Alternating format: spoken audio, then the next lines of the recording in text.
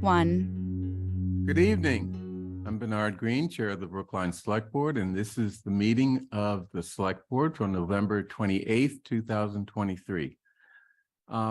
First of all, I'd like to entertain the question of entering into executive session. I move that the Select Board go into executive session for the purpose of 1, approving executive session minutes, 2, discussing strategy related to a litigation matter. The litigation matter must be discussed in executive session because an open session may have a detrimental effect on the litigation position of the town, and the chair so declares an executive office therefore to be necessary. All in favor, please indicate by saying aye. John Van Scoyac. Aye. Marian Ashkenazi. Aye. Michael Sandman. Aye. Paul Warren. Aye. Chair votes aye. We will return to open session after our executive session at approximately 5:30. Okay, great. Oh, we have to, No. okay.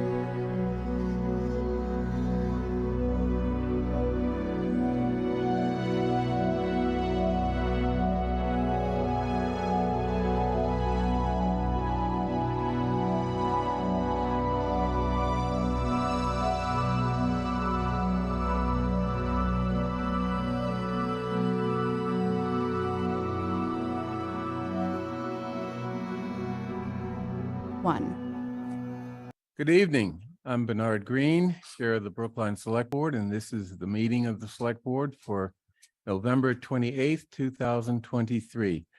Let's start off with announcements and updates from the Select Board. Any announcements, updates? Miriam? Just like to remind everybody that this Thursday, I hope I'm right, is First Light Brookline, starting at 5 o'clock in Coolidge Corner. I'm just a wealth of information. It'd be fabulous if you come out and join us and celebrate the holiday of lights. I'll be there.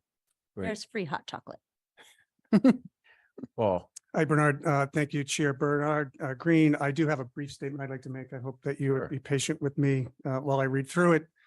The Select Board has received a petition to call a special town meeting to debate a single non-binding resolution regarding Israel. This matter will be taken up later this evening, and I want to make sure that the public understands why I'm voting the way I am. So I want you to know that I will be voting against the creation of a special town meeting, and I'd like to explain why. First, the lead petitioner has asked the Select Board to not schedule the special town meeting. The petitioner issued the following statement, and I quote, "In the ensuing weeks after filing the resolution, I spoke to many members of the community. I was trying to help those who, like me, stand with Israel in this immense time of sorrow and need. They almost universally made it clear to me that the division that this could cause within our greater Brookline community and the trauma that this could cause Jews through a painful debate process and otherwise would be significant." He goes on stating, "The last thing I wanted to do was inflict any more pain in a community that's already grieving. I spoke at length with the lead petitioner. He does not want this special town meeting to go forward." Second, the Select Board has received a petition signed by more than 100 town meeting members across all 17 precincts, asking the board to not schedule the special town meeting. The petition cites concerns about public safety and the emotional impact on our community. Speaking to the issue of public safety, the moderator in her letter to the Select Board, after consultation with the Chief of Police, is requesting that any special town meeting be held remotely due to the safety concerns, including potential protests and violence. Third, the Select Board has received varying legal opinions on the scheduling of the special town meeting. Massachusetts General Law, Chapter 39, Section 2, provides a remedy for petitioners where the actions of the Select Board are unreasonable. This means that the Select Board may have a reasonable action that may include not scheduling the special town meeting. For me, the reasonable action of voting against scheduling the special town meeting is based on respecting the lead petitioner's request, the public safety risks to the community, and the cost of proceeding setting up a special town meeting for a single non-binding resolution. And lastly, voting no will prevent unnecessary and further harm to our community. Our community is hurting. They are fearful, angry, distrustful, and sad. Now is not the time to inject additional conflict and divisiveness into Brookline. Voting to create a special town meeting will create harm. The alternate resolutions that will certainly be filed will create harm. Printing and publishing the warrant will create harm. The focus from the press, the broader public, and the potential for protests will create harm. And the holding of a special town meeting and any debate, no matter how well orchestrated, will create harm. Brookline is our home. It is meant to be the safe place for our families, for our loved ones, and for our children. Today, many do not feel safe in Brookline. Creating a special town meeting to debate what is taking place in the Middle East will harm many and divide our community. Now is the moment to do the right thing And the right thing for me is to vote no on the creation of the special town meeting. I hope you understand. Thank you. That wasn't short, but you're a select board member and give you Thank you. a little leeway. We're still in announcements, right? Yes. Yeah, because I had one and I wanted to, but I don't want to jump the line. Did anybody else have one? Go ahead. No. I- Miriam stole my thunder. I was going to announce. Oh, I'm. No. I don't have any ownership. No. I don't have any ownership. Hanukkah. But it's worth doubling up on Miriam's announcement of First Light. First Light truly is special. It coincides a little bit with, doesn't quite coincide with the winter solstice, but it coincides with a holiday, an approaching holiday period for a lot of us. And it's at Coolidge Corner. It's Thursday. As she said, it starts at 5 o'clock. The 5 o'clock part, it really is focused at the Brookline Bank branch right there in the SS Pierce building. And as Miriam mentioned, and they do this because they know that it'll get the select board members to show up, is there's free hot chocolate and cookies, right? Free hot Yes, chocolate and and cookies. Will get us. But the public is the public is invited. So that's the 5 o'clock part. And then from 5 to 8, there are various store owners that have been enlisted to, feature special deals and offerings and free stuff and so on. And it pretty much exists mostly from Beacon Street and Harvard Street, Coolidge Corner, all the way towards the JFK Crossing part of Harvard Street, with a special focus on the area outside the Florida Ruffin Ridley School, where starting at around 6 o'clock, there's going to be stuff, I'm pretty sure stuff to eat. There's going to be giveaways. There's going to be entertainment and so on. So it's a special time and it's a lot of fun. So we encourage people to go, and it looks like the weather's going to be great. The other thing I wanted to mention, which I will be attending, I don't know if any of the other select board members are going to be attending, but I did tell our Aaron Shute, head of DPW, that I would be happy to represent the board and be there myself for the Muddy River ribbon cutting. And you might say to yourself, wait a minute, didn't we do something at the pedestrian footbridge, along the Muddy River Parkway there? And yes, we did not too long ago, but that was and always has been only part of a major project that has been ongoing for, I'm not kidding, decades, having to do with dredging and what they call phase 2 construction along the Muddy River itself, not just in Brookline, but into Boston, through the Fenway and so on. And so at 11 o'clock on Thursday of this, tomorrow, 11 o'clock tomorrow, there's going to be a ribbon cutting to mark the end of the phase 2 of this decades-long project of improvement of the Muddy River. And I'm not sure they expect, a lot of people from the public to be there, but I do feel as though people in Brookline ought to be aware of this and celebrate it, because it's just as important a part of what has happened to the Muddy River over the many years as the pedestrian footbridge was that we celebrated not too long ago. So that's my announcements. Thank you. Michael. And along with the announcements of ribbon cutting, the Driscoll School ribbon cutting is on December 4th. Yes, I should. And there's a long way to go with Driscoll School in terms of the overall project, because the old school has to be torn down and the new playground created. But the school itself is ready, or very nearly. And that is a very considerable milestone. That's at 3 o'clock on Monday afternoon, the 4th. And I'll just elaborate, the tours start at 3. So if you want, there'll be self-guided tours, and there will also be 8th graders who are giving tours of the school. And then at 4 o'clock, we'll have a brief ceremony and actual ribbon cutting. There'll be food, of course, because that's how we get people to come to things. And then there'll be more tours after that. So please join us. On time, on budget. Okay. Thank you. Any other updates? Okay, next I will have public comment. Devin, please read the rules.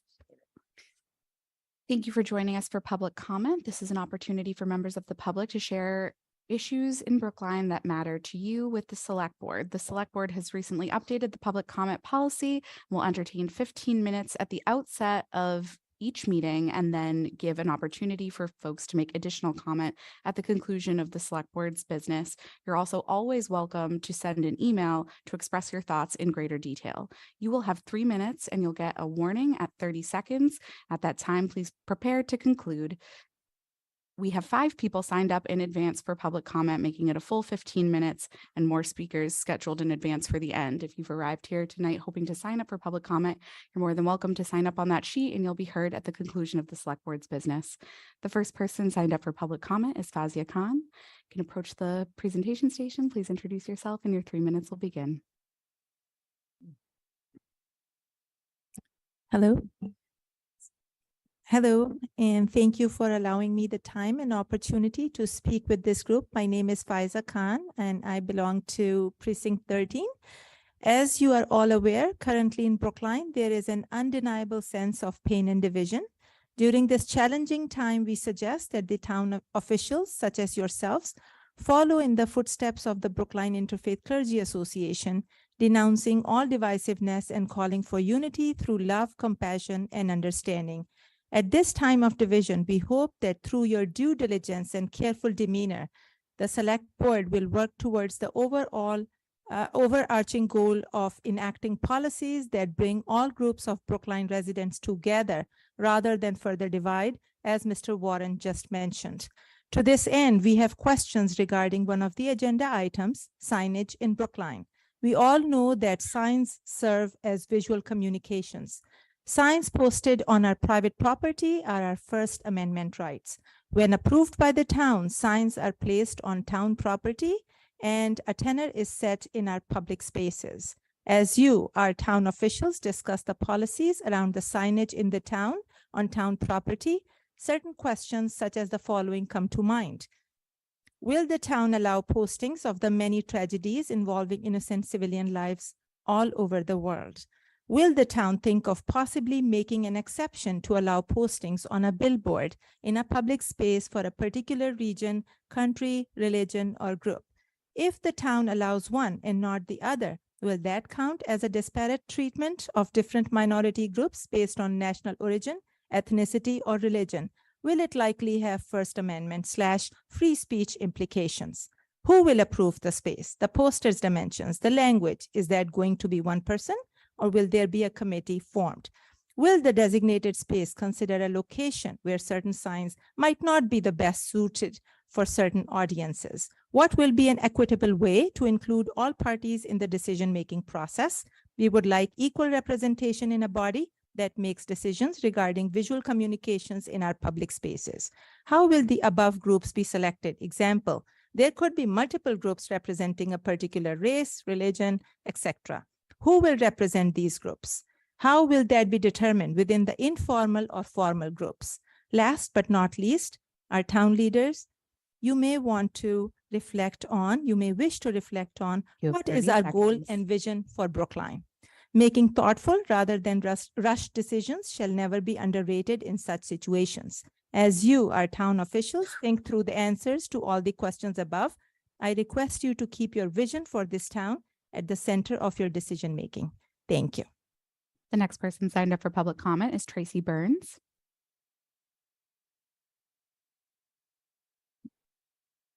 Please introduce yourself and your 3 minutes will begin. Sure. Tracy Burns. I'm a town meeting member for Precinct 8, but speaking tonight as a member of Mothers Out Front. Select Board members and Administrator Carey.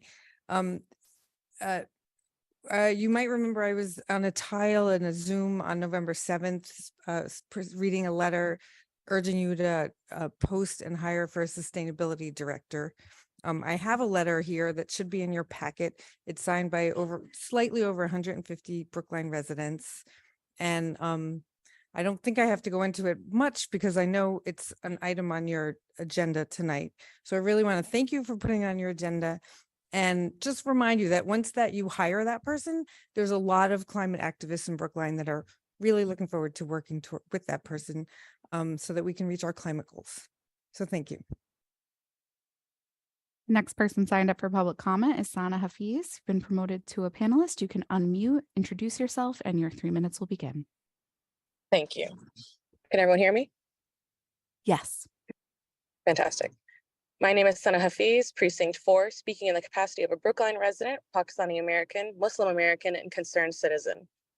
I'm not here to beat the same dead bush over and over again. We know that this town does not value our lives the same. This town's statements and signage constantly reaffirm this. The messaging from the town, the schools, and even posters across town is clear. Palestinian lives don't matter. And if you call attention to this fact that innocent life has been taken on a mass scale, that innocent children have been killed in the thousands, buried under rubble from missiles paid by our tax dollars, be aware, mourning these lives and calling attention to this may get you called anti-Semitic. Or your own home in this very town will be vandalized with the word Nazi. What an insult to our brave Jewish brothers and sisters that face anti-Semitism. Any and every loss of innocent life is tragic and should be mourned. What's worse is that this is now attempting to be codified into laws and policies. We saw an attempt at this at the school board meeting where two experts essentially said that any criticism of a country and its government would be equated to anti-Semitism. These are the people that control what our children learn. These are the environments they face in school. These schools raise the next generation. We already see what messaging like this has bred. 3 Palestinian youth shot for wearing a kiffah. A Pakistani mother stabbed to death in Texas. Kids getting pushed off of buildings in this country. All for Muslim or being perceived as Muslim. I'm tired of asking for governance to do the right thing. I'm tired of their words that make them feel liberal and progressive and their actions that show the opposite.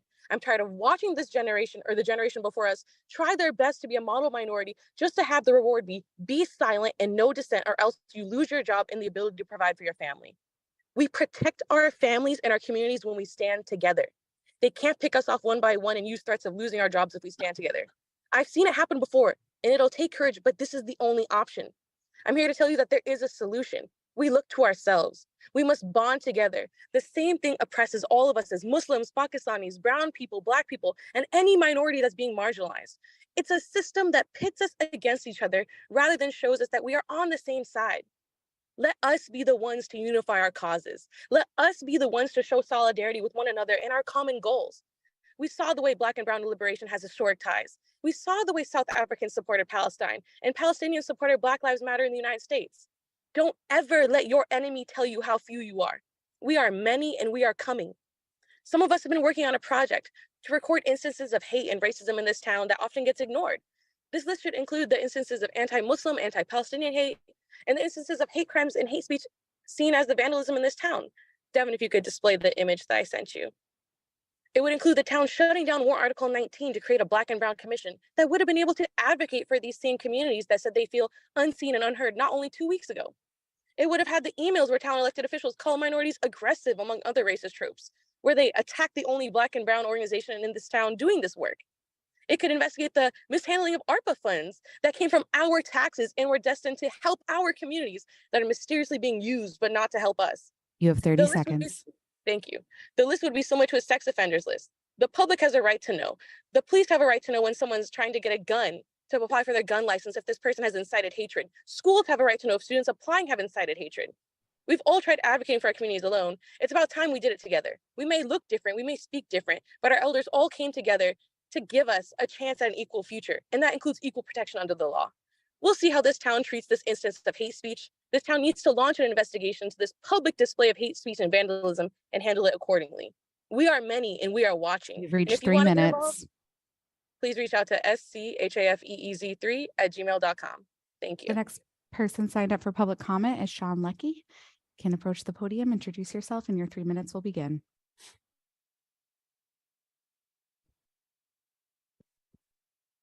Hi, my name is Sean Leckie of Precinct 3. Through words, action, and inaction, it's clear that the Brookline town government, including select board, school committee, and town meeting members, per the town meeting email list, that the lives of Palestinians, Arabs, Muslims, and perceived Muslim are of absolutely no value in Brookline. These communities have faced neglect and have been denied protection, respect, and voice that they rightfully deserve. We have been told implicitly, and in the case of town moderator Kate Poverman directly, to keep silent, which is a quote from the town email list. In response, a coalition of Muslim and Jewish families, along with people of good conscience, is taking steps to place posters around town to raise awareness about the current situation. Given the magnitude of the crisis and concerns of the safety of those involved in posting, we have opted to collaborate on the display of a single poster.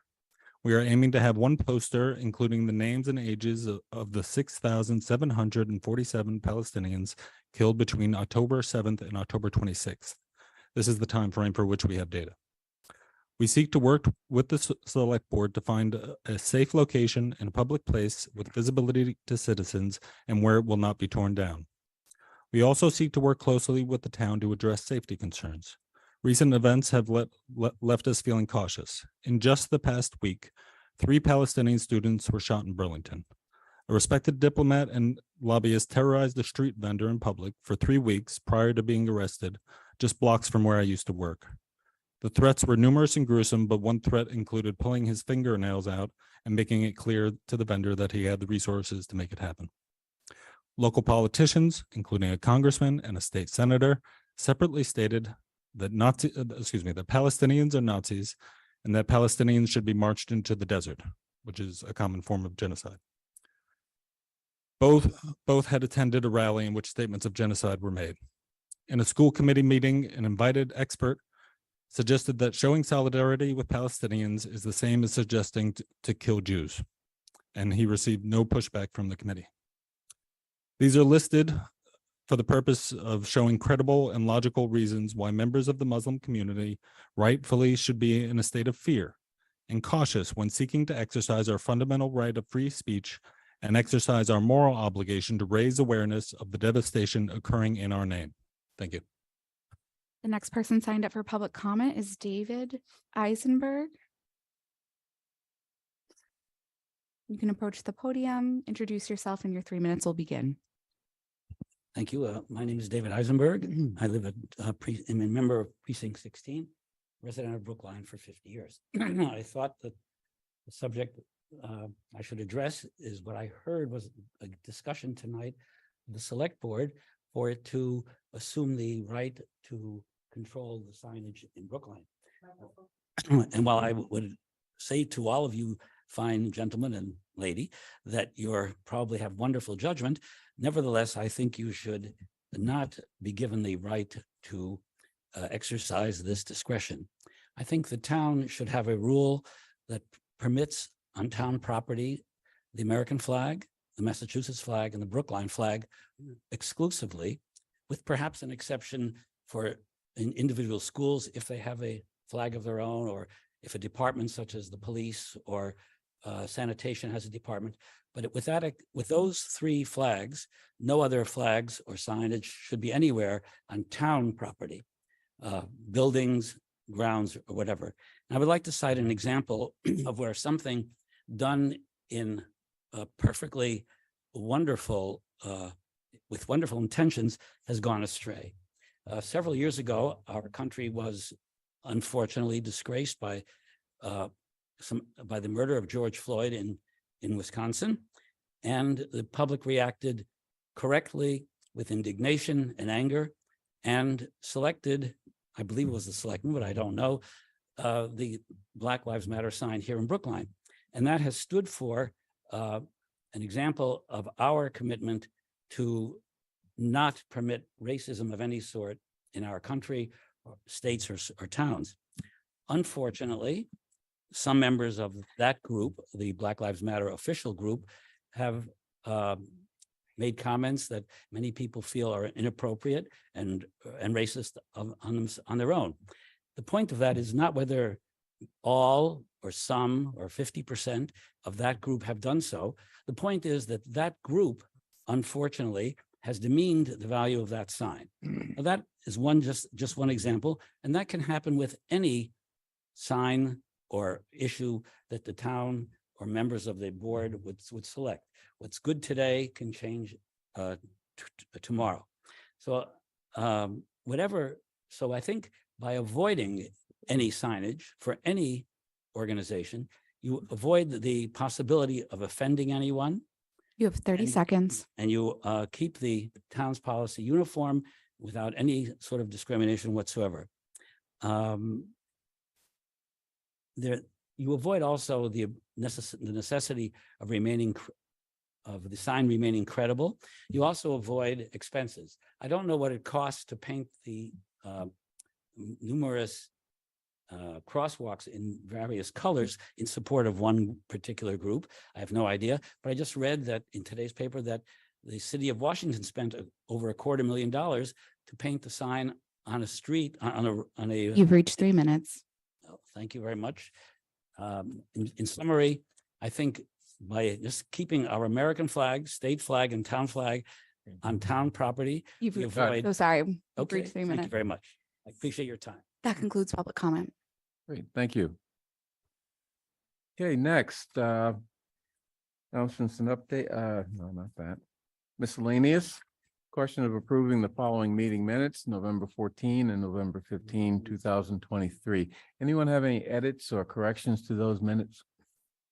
Okay, I move approval of the minutes for November 14 and November 15, 2023. All in favor, please indicate by saying aye. John Van Scoyac. Aye. Miriam Ashkenazi. Aye. Mike Sandman. Aye. Paul Warren. Aye. Chair votes aye. Next, I have 10 items under miscellaneous. I'd like to take them together. People have had, excuse me, Regina? Excuse us. Hey, Regina? Hey, excuse us. Can you take that outside? Take that outside, please.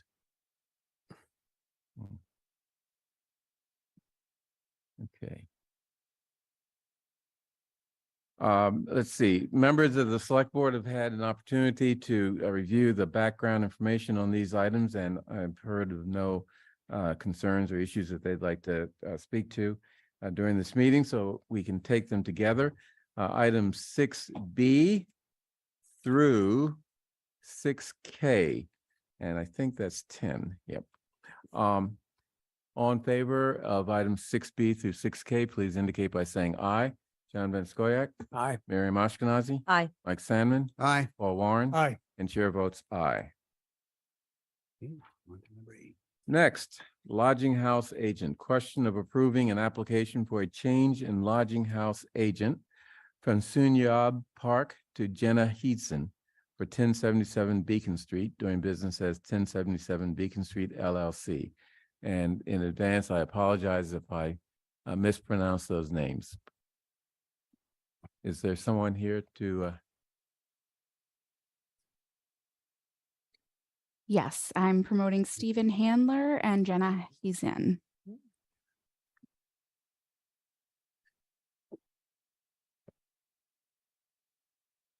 Hi, Stephen. You can unmute and share your video if you're comfortable.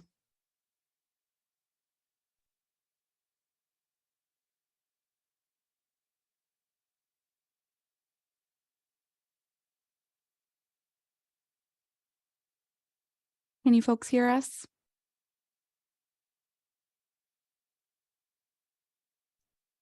Hi, yes, I can hear you. This is Gina. Hi, Gina. Thanks so much for joining us. You'll be taking over as the lodging agent.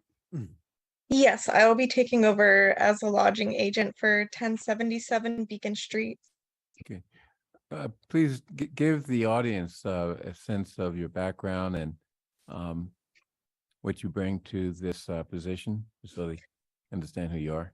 Yes, of course. So as I already told you guys, my name is Gina, and I have been a resident in Brookline. This is now my second year. I moved to the wonderful state of Massachusetts from Florida to start grad school. So I am in my second year of grad school at Boston University, where I'm getting my master's degree in nonprofit administration. On top of being in grad school, I also work full-time with the Boston Lyric Opera as a marketing coordinator, and I also serve on the board of directors for the Boston chapter of the Young Nonprofit Professionals Network Group. I have also done some work in other apartments that I have lived at through student housing while I was in school down in Florida. Thank you. Any questions from the select board? No? I'm Yes. just gonna say that I think it's quite admirable. You've got a lot on your plate, but I think that's what makes someone successful. So good job. And thank you so much. Okay, I move approval of the application for a change in lodging agent from SUNY Yeo Park to Jenna Heason for 1077 Beacon Street LLC. All in favor, please indicate by saying aye. John Van Scoyac, Aye. Miriam Ashkenazi, Aye. Mike Sandman, Aye. Paul Warren, Aye. and chair votes aye. Thank you, and I hope I did not mispronounce your name. If I did, I apologize. No Um, worries. Thank you so much. Okay, thank you. Okay, next we have something that looks very interesting, or is very interesting. Metro Public Health Collaborative Memorandum of Understanding. This is a collaborative between Brookline, Arlington, Belmont, and Newton to sort of share the expense as well as work with respect to certain public health matters that our public health director will explain in greater detail for us. So, Sigali? Great, thank you. Sigal Reese, Public Health and Human Services Director. Thanks for having me here tonight. I'm here to talk a little bit about the Metro Public Health Collaborative and our Memorandum of Understanding. Go to the next slide, thanks.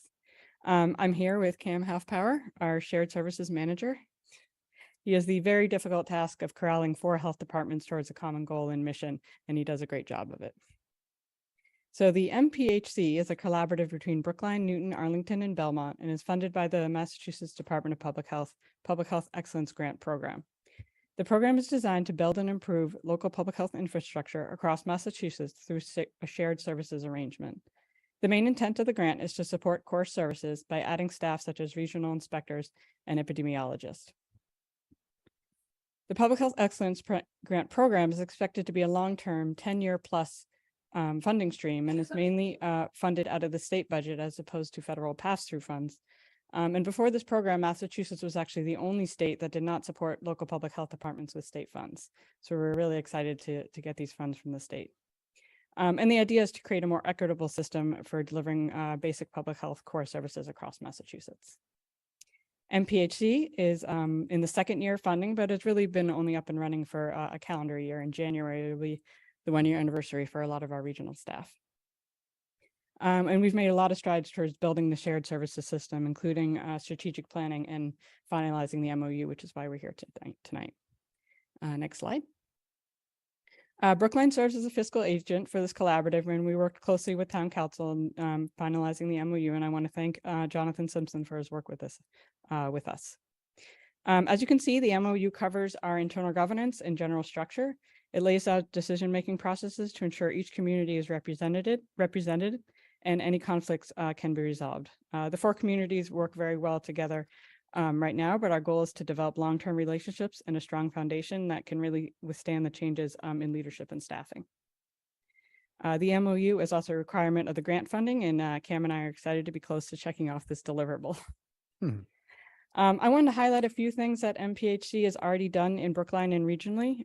We meet monthly and discuss coordinating approaches to hot topics such as rodent and PFAS, and also how we can standardize operations such as inspections across the region. This has been especially helpful for me being the newest health director to the region. Our regional epidemiologist is actually the staff that compile and display a lot of our rodent data on the Brookline website. The grant has funded certification and training for regional and department staff in support of a trained workforce. We have standardized employee resources for onboarding new environmental health staff, and regional staff has supported various grant applications, including the FDA Food Standards Grant and the Massachusetts Commonwealth Fund, and we're waiting to hear back on both of those grants right now. So next slide. So again, we're here to ask to answer any questions and ask for your vote to authorize the town administrator to sign the MOU. Mike. So I've read this 10-page or 9 pages worth of agreement. It sounds like, and it looks like it's very well put together. The one question I have, and it's probably the fact that I spent too much time with the advisory committee before I came here. What happens when the grant is over? Does funding come from the 4 municipalities' budgets, or is there a possibility for follow-on? Perhaps you could speak to that. Sure. Well, the program intention is really to be long-term funding, similarly to how we see state funding for schools and libraries and other town functions. The idea is that this is permanent, but it is up to appropriation by the legislature every year. So the idea is that it is long-term, but if the funding is not appropriated or the program is closed, I think we would have to evaluate at that time. The anticipation is that this would go on to be funded. Right, but the agreement says, any municipality may withdraw at the end of any fiscal year in which the municipality's legislative body has not appropriated funds sufficient to support the municipality's continued participation. So presumably, the money comes in as a grant, it's earmarked, goes through our budget specifically for that purpose. But we're relying on town meeting to do what it's supposed to do, basically, and allocate the funds.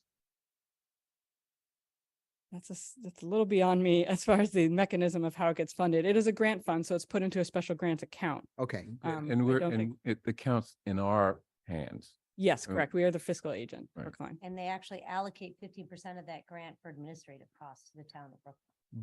15%. Yeah. Yeah, yes. Yes. I guess one question is that's Okay. implied by Mike's question is, if this grant goes away, it doesn't mean that the work that you do collaboratively goes away. It just means that that work is done individually. Is that correct? Yeah, I mean, it would substantially cut back the work we could do. Yeah. Particularly because the work is intended to fund staff. Yeah. I think the reason why these 4 communities came together for this grant was that there was some collaboration, some informal collaboration, and what we've been able to do over the last year is really try to formalize that with something like this, like an MOU, and build that foundation for something that is more long-term. But it is definitely subject to the funding. Any other questions? Okay, anything else you'd like to say? No, And, just congratulations to the yeah. department. It's an incredible. Yeah. Yeah. It's very That's proud. what I wanted you to say. I mean, Yes. Congratulations. This is a great initiative, and it's going to be very, very helpful to all of our towns, but I'm only concerned about Brookline right now, so especially to Brookline. So thank you. Thank you. So unless there are any other questions or comments, I'd like to move approval of the approval of authorizing the town administrator to sign the MOU related to Metro Public Health Collaborative, the Metro Public Health Collaborative, for the purpose of the establishment, operation, and maintenance of the Metro Public Health Collaborative. All in favor, please indicate by saying aye. John Van Scoyac, Aye. Miriam Ashkenazi, Aye. Michael Sandman, Aye. Paul Warren, Aye. and chair votes aye. Thank you. Okay. Next, Sustainability Director update. Yes. So are you gonna lead that discussion? I'll talk about it a little bit. Yes. So thank you and thanks to the board. In your packets is kind of a late breaking document, and I apologize, but I circulated this to the board, is a draft of a white paper talking about the sustainability function in the community. We've had 2 different sustainability directors in Brookline since the position was first created. Excuse me. And now that the position is again vacant, we have had an opportunity, I think, to evaluate past practice, what's worked, what hasn't worked, where the community's priorities are, and start to hypothesize about what a potential future sustainability operation within town government might look like. As to say, who is involved, where do they sit, what do they do, how much of their responsibilities are internally facing, that is dealing with the issues that the town faces, whether that is electrifying buildings, otherwise working towards decarbonization, but also emergency management, climate mitigation, stormwater management. How much of that is externally facing, for example, helping people install heat pumps, giving people education about alternative sources of power and so forth. All of those questions are on the table and available for us, I think, to discuss at this juncture. And so rather than continue on the path where we were, which was working in many ways, but also I think insufficient just in terms of resources and operational structure in order to meet the goals, the ambitious goals of the community and of this board. I wanted to reimagine sustainability, not as a single directorate position, but instead as a division, a multi-person division situated within an operational branch of town government. The planning department has done incredibly admirable work over the last couple of years with sustainability issues. They have done that in addition to their other major long-term planning and policy goals that they have been a part of. Sustainability was not an immediate natural fit in that circumstance, but planning did a really great job of trying to integrate that function. I think one of the issues we encountered is with one person sitting in the planning department and so many different operational needs coming out of sustainability, it was very hard for us to, have that kind of purchase in terms of how we operationalize our sustainability efforts. For example, all right, we're thinking about electrifying our car fleet. We can use our sustainability director. We can say in principle that that person is managing the fleet, managing that process, maybe overseeing the grant to do that. But the actual people installing the wiring, the actual people figuring out how to replace the fleet, those people are in the Department of Public Works and the Department of Buildings. And they have other jobs of their own. And they are often subject to competing pressures. So when someone from outside of the department comes in and says, hey, you got to do this too, they might say, that's very nice, but my boss is telling me to do these things. So rather than have that kind of response to sustainability functions, we want to better integrate sustainability into town operations, which is why I am proposing on a preliminary basis as a test run that the town move sustainability into the Department of Public Works and expand sustainability from a directorate into a divisional level position on the same par as the Division of Parks and Open Space, the Division of Highway, the Division of Water and Sewer, and give it the resources it needs to be successful. That means not only hiring a director at that division head level, but also potentially hiring additional support, including an assistant director who would be responsible not only for operationalizing these choices, but also seeking grant funding to defray the costs of additional efforts. It would involve hiring potentially a communications specialist to address the public-facing aspects of sustainability, and it would move, at least on a temporary or trial basis, current extant functions of the Department of Public Works under the sustainability banner, such as the conservation administrator and the recently approved expansion of the urban canopy renewal program from the override that was passed last May. So ultimately what we're talking about is a fairly significant reorganization to create a division of sustainability within the Department of Public Works.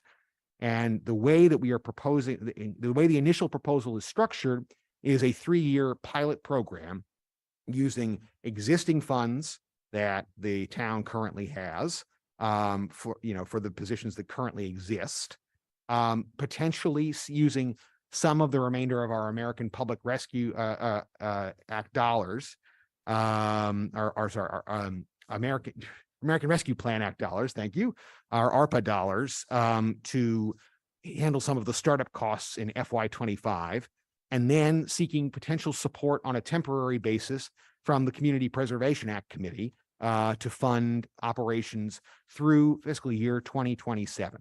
And the efforts there would bring us to the conclusion of the current override cycle.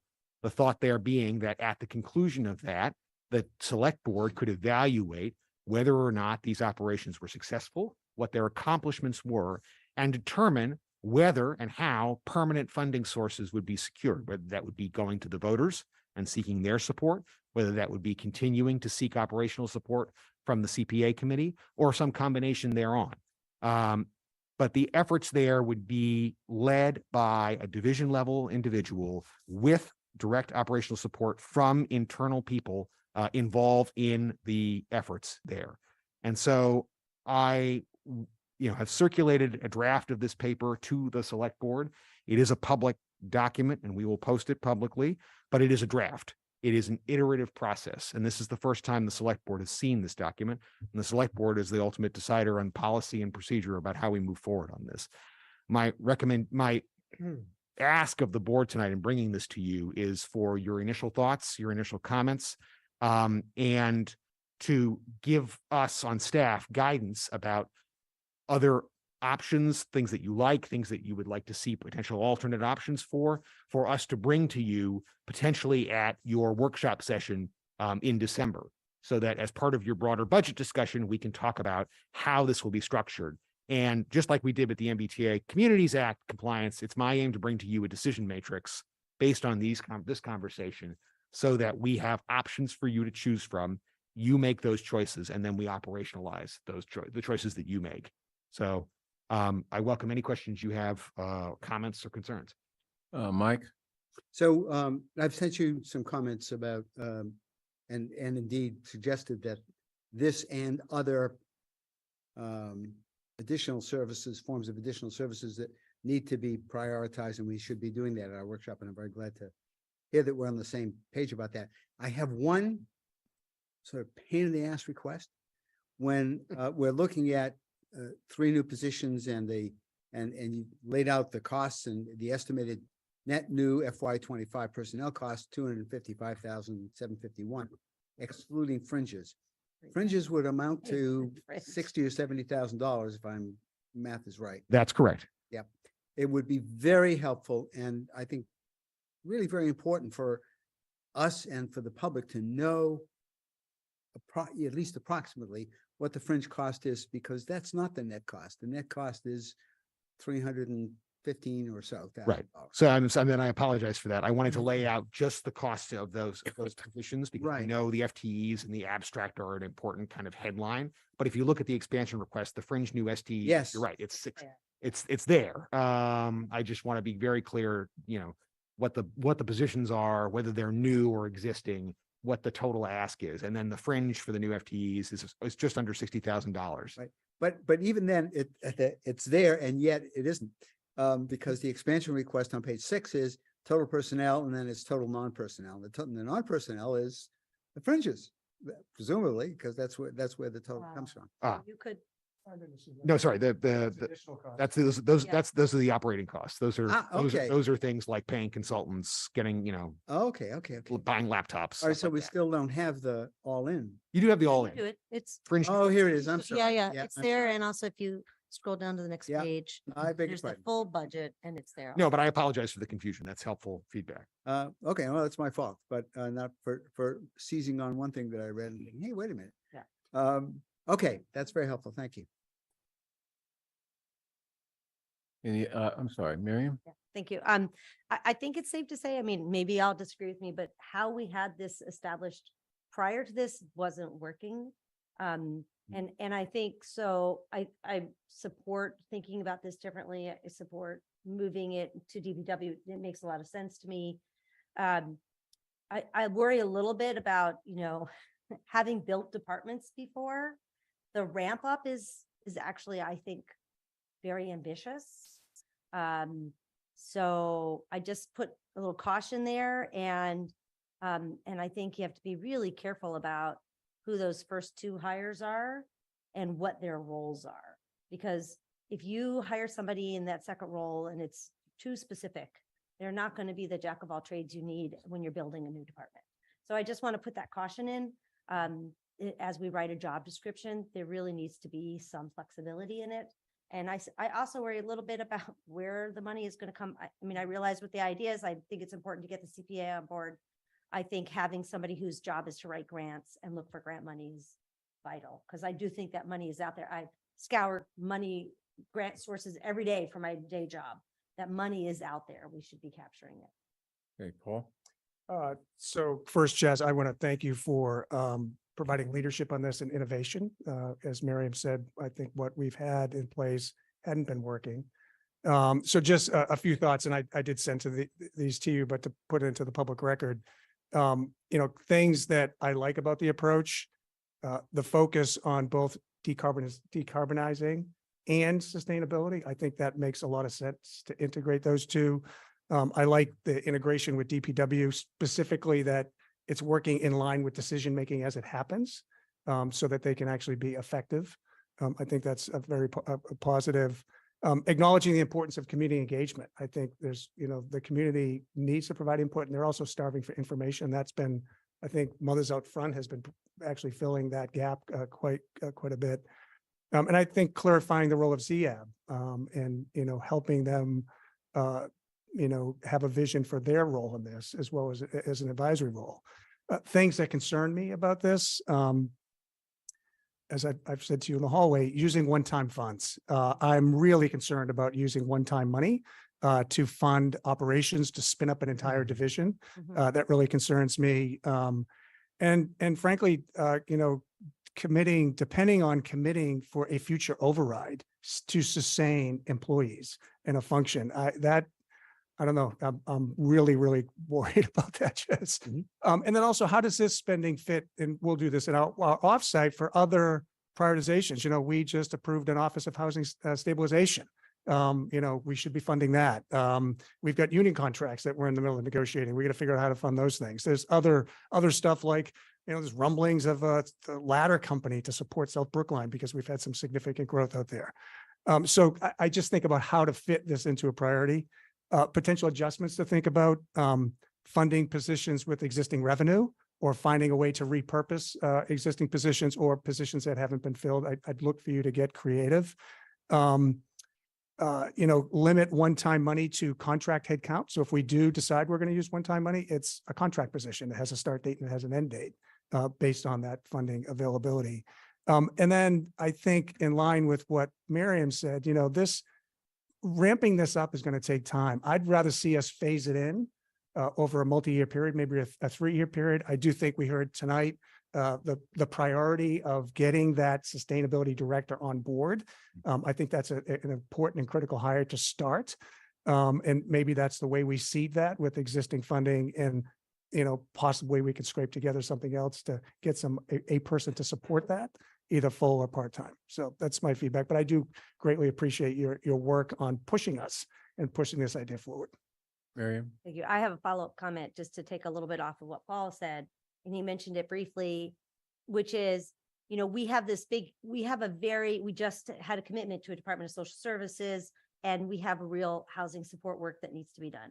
So if we can't, because there are actual intersections here with sustainability and housing support and social services. I know on the surface, it doesn't look that way, but really there is. And so I wonder if we bring in the first position, and then at the second position, we really think creatively about somebody who crosses those lines and can serve all those needs. I don't know if it's possible, but I want that a part of the conversation. And I would love us to also be talking at the retreat about housing stability and social services, because to me, those are as important as sustainability and very immediate as well.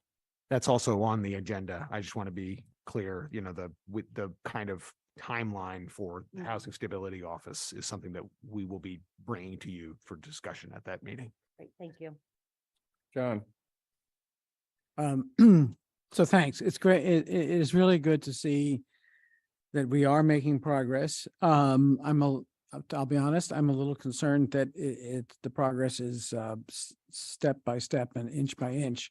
And we're dealing with a problem that, seemingly requires sort of quantum leaps. That being said, I have a couple of markers that, I personally just want to put down, and I'm just one person. So if we don't meet those markers, fine. But I just want you to know where my head is at right now and all of this stuff. I think the more that we aim at goals and specific goals that are, set on timetables, the better. I see some reference, in this to that. I'd like to see as much of this defined in terms of goals and timetables as we possibly can. I want to be sure it isn't just about what we do internally with our own operations, but is also very much directed at how we get the community to line up with climate change goals, because obviously this is a community-wide problem. I want there to be as much of the use of existing personnel, assuming that they fit into these positions, as possible. And in the absence of you know, someone who fits into a position who's already on the budget.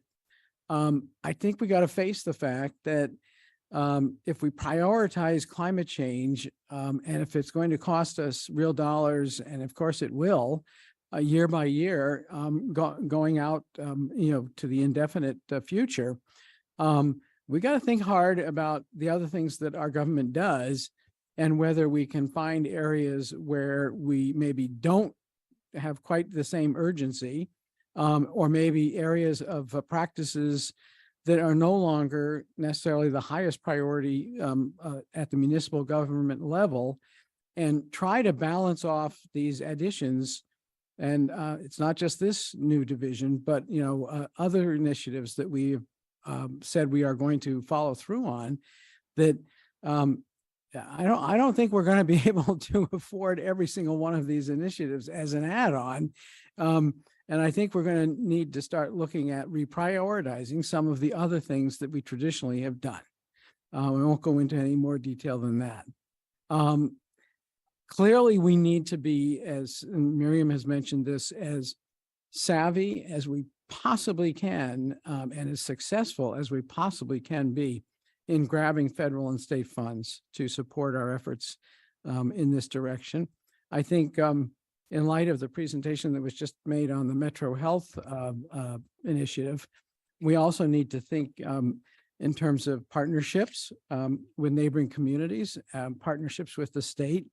You know, so this is huge. It's going to require people who have vision. It's going to require people who have leadership quality, who inspire, and who both know how to report to the other departments within the town and to the town administrator, but also to build confidence in the community in our efforts from town hall, to say that we're not just talking the talk, but show that we are walking the walk and getting things done and achieving goals and making a difference in terms of our both our operational net impact on the climate, but also in our ability to bring along the community in reducing its net impact on the climate.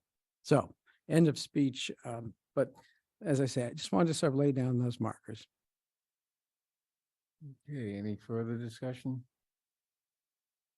This is all very helpful. We'll continue to take this back and discuss internally among staff, and we'll be bringing it back to you. So this is the beginning of a public iterative process, and your comments have been very helpful. If you continue to have thoughts or comments, members of the public continue to have thoughts or comments, we obviously welcome them. And we want to have this in a position where, to Paul, your point, we phase this in over time. We don't expect this to jump fully formed into, certainly not a budget in progress in FY24.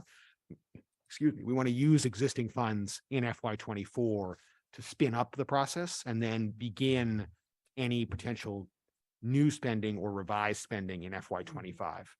So I do have one follow-up, Bernard, if I may, to what Chaz just said. So I guess getting back to right now, we're kind of standing still because we haven't hired this individual. When do you believe we'd have enough sufficient vision for what the future looks like, where you would be comfortable advertising and recruiting for that, either the senior position or the mid-level position? I'd take either one, frankly, to get someone, because we are standing still right now. I have a plan that I hope will be moving forward, that once we have the decision matrix and have sufficient guidance from you to begin hiring that person right away. We'll post as soon as we're done with the job description, which will be hopefully after your retreat. The hiring process will be over January. My goal is to have that person in place before Valentine's Day. Okay. So that. I mean, that really is an important priority. Yes. Okay. Thank you. Okay, any further discussion? Thank you. Thank you. Next, the fun part of our meeting, signs. It's all fun. You still have to listen to me, I'm afraid. Sorry. Right, you have to listen to me too. Discussion and possible vote on a select board policy regarding signage and other expressive matters placed at the board's direction on town property. Why don't you start off with your spiel and then. Sure. Devin, can I share my screen just so I can put this up on the big board? Thank you. All set. Let me just say before we start that the creation of this policy to replace the ad hoc policy that we currently work under is important, but possibly somewhat controversial. So I'd like to have a discussion tonight and take any formal vote at a future meeting, possibly our next meeting, but whenever is appropriate, so that we can hear from the public both their ideas as well as their critiques of the sign policy that we're proposing. So, All right. Thank you. And thank you again to the board and the members of the community on this. We have, in the aftermath of recent events and questions about general, how public signage works and how we address these issues, it's been made clear to us that there is a need for clarity in the community on how signs are permissible and where they're permissible. And I think right now Brookline has a sign bylaw that was passed, I believe, primarily to regulate the issue of election law signs. And so there is a express exception in that law for election signs, when they are posted, how they can be posted, where they can be posted. But other than that, what that bylaw says is that signs are not allowed. Private signs are not allowed on town property. And I want the public to be able to have confidence that in going into more detail with a regulation based on, but not contradicting, but rather serving to kind of further elucidate that bylaw and your inherent authority as the town's executive, what is and isn't allowed. So the purpose of this bylaw, the purpose of this policy is to provide that clarity about why you may from time to time install an expressive fixture such as a flag or a sign or a placard, but it also maintains a principle that the town is politically neutral. It has to operate under the law and it has to follow the law. So you have here definitions in the policy talking about what a fixture is, some of the exceptions there, for example, a plaque on a building that says when the building is built is not a sign under this policy, not a fixture under this policy. A sign that says police or fire is not a sign under that. A logo or emblem of a town department, a light on the side of a building.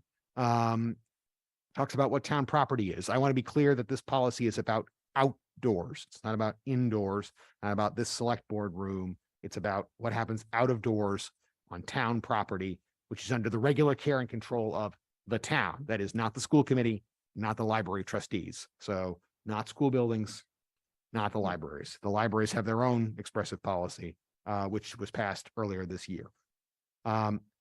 The crux of this policy is that only the select board may authorize any fixtures, any signs, any placards on town property. That's the beginning and the end of it. There is no provision for the community to post anything without the select board's permission. And some things the select board indicates in this policy that it will not approve of are support for political parties or candidates, messages with advertising, religious messaging, content that would violate other policies, or messages inconsistent with your adopted vision statements or mission statements. It makes clear that in the event that you would choose to adopt, choose to say something, choose to put a sign up, if a community member suggests it to you and you have a vote on that, that is not a suggestion that it is a public forum. When you speak for the town. You are the town's senior elected executive officials. And so unlike the situation in Boston with the flagpole that went up to the Supreme Court that Boston lost, you are not serving as a comments box or an open forum in some way. You retain plenary authority to decide what is and isn't allowed on town property. The exceptions here are just really exceptions in the margins to ensure that regular operations can proceed. For example, informational fixtures. For example, like information about a rec league, information about something going on in the community. If a town department gets my permission or the permission of its relevant department head, it can place a sign about a school event, a town event, something about safety or health. For example, the pandemic being a big example. We want to be able to post signage telling people stay indoors or follow instructions. Flags obviously have been a big concern. There are specific flags that, may be placed on town property without restriction, but it offers the opportunity for flags not specifically mentioned to be flown consistent with you authorizing it to happen. So for example, if there is a specific commemorative event, a month, or an event that we want to fly a specific flag for, we would need your permission to do that, but we could do that. But of course, we would not want it to make the town or area a public forum as per that Boston Supreme Court decision. It talks a little bit about the designation of forums. It makes clear that the use of traditional public forums for permitted temporary expressive activities, such as a rally or protest, someone brings a sign to a rally or protest, that's fine. What it doesn't authorize people to do is then paste the sign up on a wall that the town owns. There are no designated outdoor public forums in town. There's no speaker's corner. There's nothing of that sign of that type. And then there are limited public forums, open only for use by certain groups or dedicated to the dedication of certain subjects. This leaves you the opportunity to create a limited public forum should you choose to do so. And that could be a bulletin board about a specific topic with certain time, place, and manner restrictions. It allows you to create that, but you may not create one in a manner that is inconsistent with your own requirements, and you may not do one in a way that violates the law or discriminates against a particular viewpoint. So it gives you that opportunity, but it also gives guardrails for how and whether you can do that. And then, obviously non-public forums, that's everything else. The last thing here is duration. Unless otherwise stated, fixtures authorized by you or me or anyone else under this policy stay in place for no longer than 60 days. That does mean that in the adoption of this, existing signage does not fall under any exception, which would include the sign out front. The Black Lives Matter sign would come down. So I just want to be clear, what would happen is that it would be subject to the rules the same as any other signage, and that sign would come down in the event that this policy were adopted or something similar to it. That's the contours of this. One last aspect of this that I do want to mention. There have been some concerns, not just about what is the town's policy, but how do we enforce it? I talked a couple meetings ago, I believe technically at the last select board meeting that was held during town meeting, about the Department of Public Works policy for cleaning things that they encounter on public property. And since then, we've gotten a lot of questions and concerns. The general policy of the community is we clean things on a set schedule. We clean things pursuant to a set schedule. If we receive complaints about something, we add those complaints to the set schedule and we go out and address them. We go out and look at them and address them as part of regular cleaning. One of the things that members of the public have raised that you may wish to consider is that some members of the public have said, well, can you just stop taking complaints? Can you simply just clean certain areas on a regular schedule? Obviously more heavily trafficked areas like Coolidge Corner, JFK Crossing, the Village would be cleaned more regularly. Areas that are clean, Putterham Circle, which it does have traffic but has less regular foot traffic, would be cleaned less regularly because that's just how we have very limited resources in the Department of Public Works. That's what we have to do. The question that was raised, could we do that? The answer is yes, we could. I want the community obviously to be open-eyed about the possibility of consequences of that, right? Barring something that is not speech, that is to say, an imminent threat to or an incitement to violence, not just something rude or even something that might be politically harmful or hateful, absent an express incitement to violence or obscenity or something along those lines, we wouldn't be touching things that came up until it was time to come and clean. So if people didn't like what was put up, if that's what people, if that's the way that it's going to, if that's the way the community wants it, then that's the way we will do it. Obviously, we don't want to be in a situation, which is why we don't, we don't let complaints dictate when we go out and clean necessarily. But we want to be very clear that eliminating the option to lodge a complaint may result in us simply being very cautious about how we clean and what we do. And that may result in things staying up that people don't want to stay up in the community. So that is a possibility. People have raised that. And if that's what folks want from us, then that's what we can do. But I think it's important for us to be very clear to the community that we do not discriminate on the basis of message. We do not say, oh, we're getting a lot of complaints about this, so we're going to focus our attention on this. We say, when we get a complaint, it is added to the roster of things. And unless it is one of those things that we've covered that is not speech, but is incitement to violence, or, the more common, the most common question I hear is, what if someone, puts up a swastika somewhere, in a public space that is, clearly a hateful symbol? I tend to view that the same as, burning a cross in someone's lawn. That is not speech. That is incitement to violence. And I'm disinclined to treat that with that brush. Although I obviously want to be sure that when we do that, when we work through those issues, we are on the right side of the law. But if there's a politically what if someone puts up a sign that says, I love a political candidate who got 11% of the vote in Brookline in 2020. People really don't like that. That's political. That's political. That's not hate speech. However people may wish it were. And we will address that the same way we address anything else. So I want to be clear that what this policy talks about is what is permitted. But also implicit within it is that question of enforcement. So if it is the will of the board to have a conversation about enforcement, we're happy to have that conversation. I just want us to be open-eyed about what unintended consequences may result if we think about doing these things in a different way. Hey, I have a question and a statement.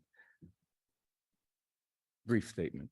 I'm concerned about the issue of flags. The way this is read, the select board could decide to allow certain flags to fly on town property.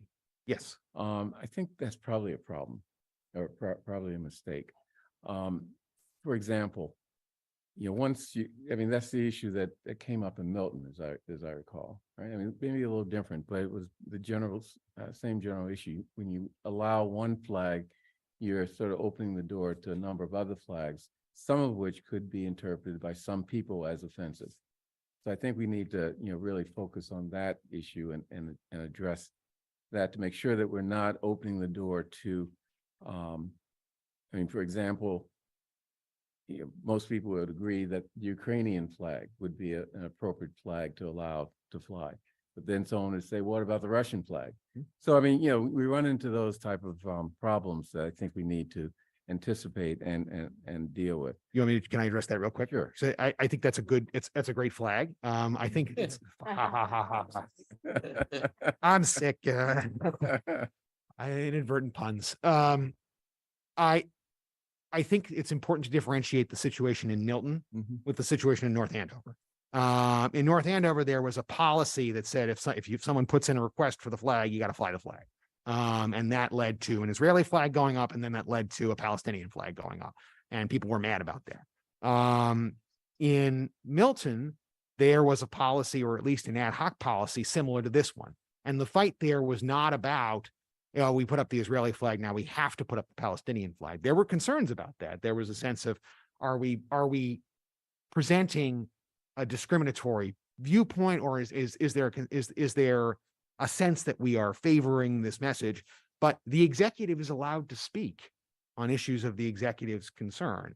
And if the executive controls the forum and doesn't say to the public, hey, you can put a flag up here if you want to, all you have to do is ask us, then that's a different circumstance than the one that North Andover faced. So I do think it is important for us to be very distinct about that. But what I want to avoid in this, because initially I did consider, as we kind of talked about it internally, just saying, all right, it's these flags, nothing else. But I think the concern that I had was, all right, during Pride Month, for example, people want to fly the Pride flag, on a fire engine. People want to fly, during Veterans Day, people fly the flags of their individual divisions, their individual companies. They want that to be part of the celebration. I don't want to deny people that opportunity, which is why I wanted to create some opportunity that is still tightly controlled by the select board Okay. to avoid that outcome. So my concern is that the select board is going to be influenced by the sort of common or majority opinion in town. And we may approve certain flags that the majority, overwhelming majority of people in town would approve. And there's a tendency to sort of forget minority views or opinions. And this is, the issue with the Israeli flag versus the Palestinian flag. And that's a very dangerous situation. I think we have to make sure we address carefully. I think related to that is the POW flag, which I think, really should go through the same type of assessment as other flags. This relates to the Vietnam War, which was like, how many years ago? A long time ago. And I'm wondering, why are these flags still being flown around the country? And I think it has political reasons.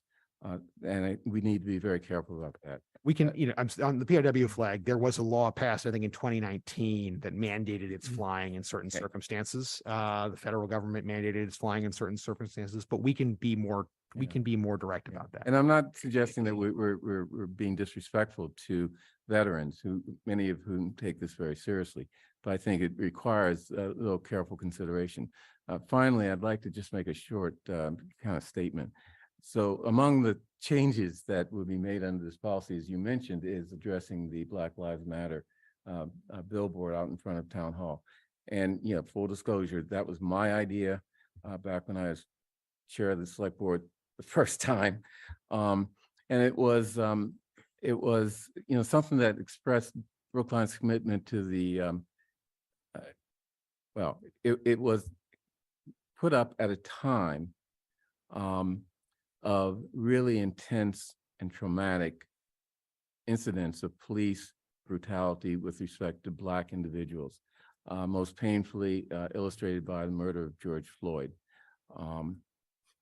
in Minneapolis. But there were many other incidents that traumatized Black Americans and others because they were captured on cell phone and other cameras. These killings represented the worst of law enforcement in America, but were committed by a small number of the approximately 16,000 local law enforcement agencies in the country.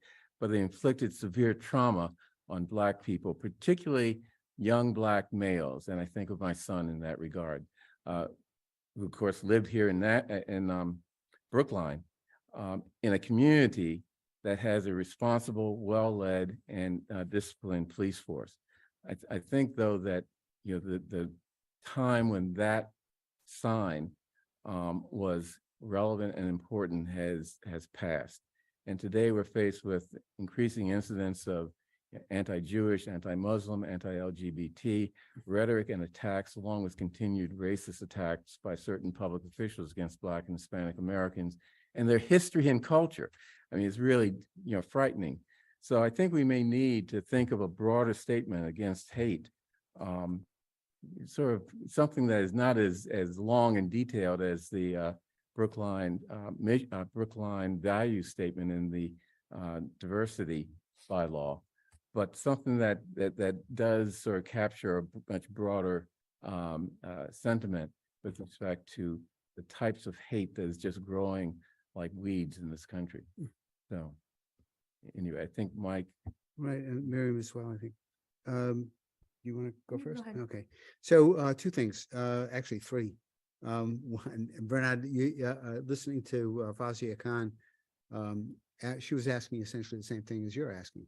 And I think that's probably, looking at the circumstances around the Mideast war, that's probably a blanket statement is probably what we should be doing on behalf of the town. So that's something that we have to do a little work on, but that's certainly a possibility. But the two things that I wanted to say were, Chaz, you said that we'll do if the public wants us to stop policing, as it were, the DPW policing the signs in certain areas at certain times and so forth, we'll give the public what they want.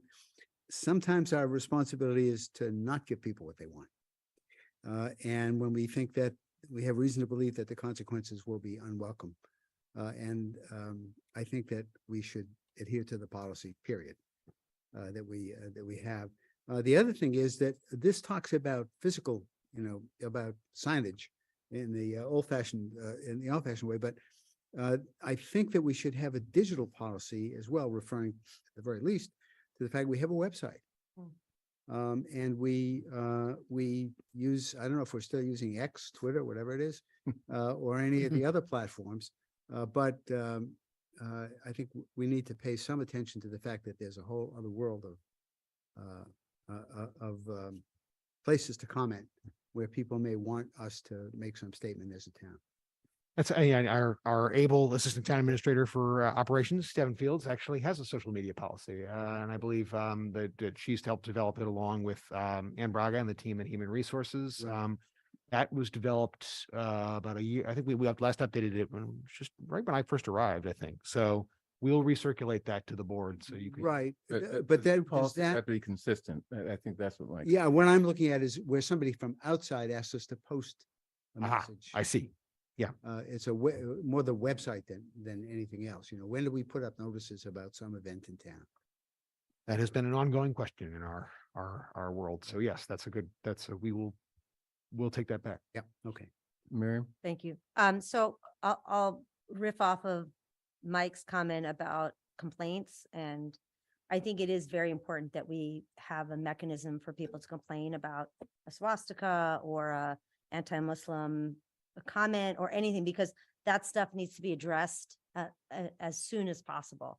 And if we remove the ability for a citizen to complain about something that is hate speech on town property, then we remove the ability to have have Commissioner Shute send somebody out as fast as she can to address that. And I think it's a very dangerous thing to take away that lever. So I don't support that. I think we need to continue to have a process by which people can complain. I mean, maybe something's not hate speech. We say, yeah, we'll get to that on our regular rotation, but there is hate speech and we should be addressing it in a much more timely and pressing manner. So that's my opinion on that. The second piece of this for me is, I think it's important to have a policy. I think the 60 days is fine. But I think actually having the ability to decide to fly a pride flag is important, and I'm not willing to give that up. So I understand the rationale for having a rule that basically says we're only flying these 3 flags, but I can't get behind it. I want to be able to show our support as a town for certain movements that are apolitical. Pride is LGBTQ rights. As much as people want to make it political, it's not political. It is about human rights. And so I want to be able to support that. I want this town to be able to support that. So I think the policy allows us to do that as is. And so I think that's an important piece to keep in. I mean, I understand the differing view. I just don't agree with it. Respectfully. John? So, Miriam made mention of 3 flags. There's nothing in this policy that says we're going to limit ourselves to. No, 3 flags, right? Bernard said that was his preference Yeah. to limit it to the US flag, the state flag, and the Massachusetts, right, Brookline flag. Brookline flag. Yeah. I was referring to Bernard's comment. Okay, I got you. This policy, I'm okay with how this policy is written. Yeah. It gives us that freedom. Yeah, I was going to say the same thing. I mean, I'm okay with how this is written too. And at the same time, that doesn't mean that it's automatic, that we will always fly the rainbow flag whenever it's requested of us, but it does mean we can. And it does mean if we're comfortable with that, if we think the town is comfortable with that, we will do it. And I look forward to voting yes on, some opportunity to fly that flag. I think I want to thank the town administrator and staff for developing this policy. We needed it. I want to thank the people in the community who made a point of telling us, that we had de facto, seemingly approved certain messaging without ever taking a vote on it, without ever adopting a policy as to what we would do when the next person came along and wanted their message to be posted. All of that feedback was important to the development of this policy.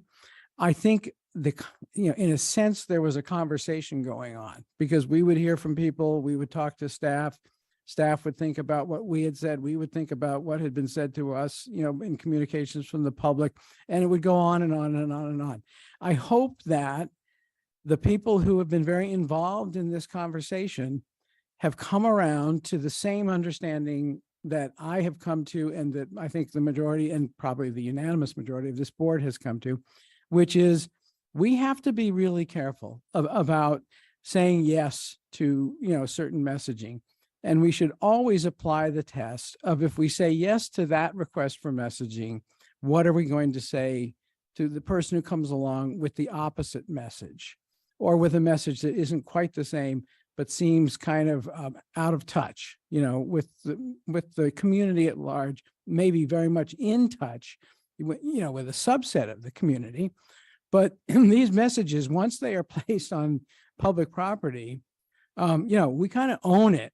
And we have to explain, why did we say yes to this message? And I think the number of occasions when we will say yes to messages is going to be, understandably, I hope people understand this, very limited. And we can't do it just because, we came under pressure from people, and we can't do it in the heat of the moment, which I think has also been very much a factor here. In the heat of the moment, it can seem like, oh, everybody would agree with this message being left on public property. And then the heat of the moment changes, and a different heat of the moment comes along. And all of a sudden, not everybody does agree. And now we're sort of stuck with, if we don't have a policy, we're stuck with, well, we said yes, but did we say yes for only a day? Did we say yes for a week, a month? This policy really helps to define what allowing of messages on our public properties is all about. And one of the essentials of it is no message is permanent. No ceding of public property to the delivery of a message is meant to make that, a permanent occasion, excuse me for my throat, for delivering of that message. And so there's a built-in time limitation to this that governs, the outside limits of how long any given message will be left up. But I think it also implies we can at any time to decide that one day is appropriate for whatever the request is, 1 week, 1 month. And I think we will exercise that discretion as well very carefully in the future. So again, thank you for the policy. Paul? Thank you. So I agree with most of what everybody has said. I'm going to focus on not the things that we consciously allow through an approval process, like putting up a Black Lives Matter banner or a flag somewhere. I'm going to focus on the issue related to residents or citizens of Brookline or anybody posting something on a telephone pole or a street sign, which I think where much of this triggered much of the creation of this policy. So, there at some point, not long ago, and I know you've addressed this a couple of times, Chaz, we did issue a reminder, I think through the town meeting list, that, posters put up on town property like telephone poles would be removed. And the backlash from the Jewish community was swift. It was angry. It was hurt because it felt targeted. I know that it wasn't targeted. It wasn't intended to be targeted, but it was interpreted to be targeted. I don't know how, I'd have to count how many pictures I got of a hostage poster being taken down, but the missing cat sign was left up. So that, as my earlier comments at the beginning of before public comment, we have to be careful about creating harm. No one intends to create harm. This is a very complex situation. Individuals are rightly distraught from all different aspects of the conflict that's taking place. I heard from many people that were hurt because signs were being taken down. And I think the key here is, I love that this policy is about expressive, because posting on a telephone pole or a stop sign or whatever it may be is an expression of concern and grief for the community. It's an outlet. And we have to be very careful about stopping that. It's the lack of expression and the ability to share in whatever form you have that ends up creating, I think, violence because it doesn't have an outlet. And so with respect to the posting of hostage signs or whatever the message is, I think the key is we need to be very conscious that this is an expression of fear, sadness, concern, hope by our community. And we have to be extremely careful about how we are consistently approaching these types of postings. A complaint-driven system is essentially viewpoint discrimination, because a phone call to say take down X on the corner of Beacon and Harvard Street without also, seeing that there's something at the corner of St. Paul and Beacon to be taken down at the same time is essentially a complaint-driven process, which could be viewpoint discrimination. And I worry about that. You mentioned earlier that, a consistent schedule of cleanup. I think that's important. We don't drive down and see that there's a colorful hostage poster or some other list of people that have been killed, and we take those down because we can see them. I think we take everything down. If we're going to enforce, we do it consistently at the same time, unless it's a complaint-driven offensive. If it's violence, it's a SWAT sticker, it's offensive, it's violent, it could incite violence, that immediately needs to be taken, like the building is on fire, you show up. But I think we have to be very, very conscious that the community needs to express itself. And I would hope that we're sensitive to that our enforcement of existing signage bylaws can be applied absolutely consistently. I never want to see a sign taken down that is communicating something that's very emotional, and that's taken down. And then on the next poll, the chess club or the missing cat is still up. That is what we heard from the community. I think that's what hurt them. And that's where they felt that they were being targeted. So whatever we do, let's be consistent.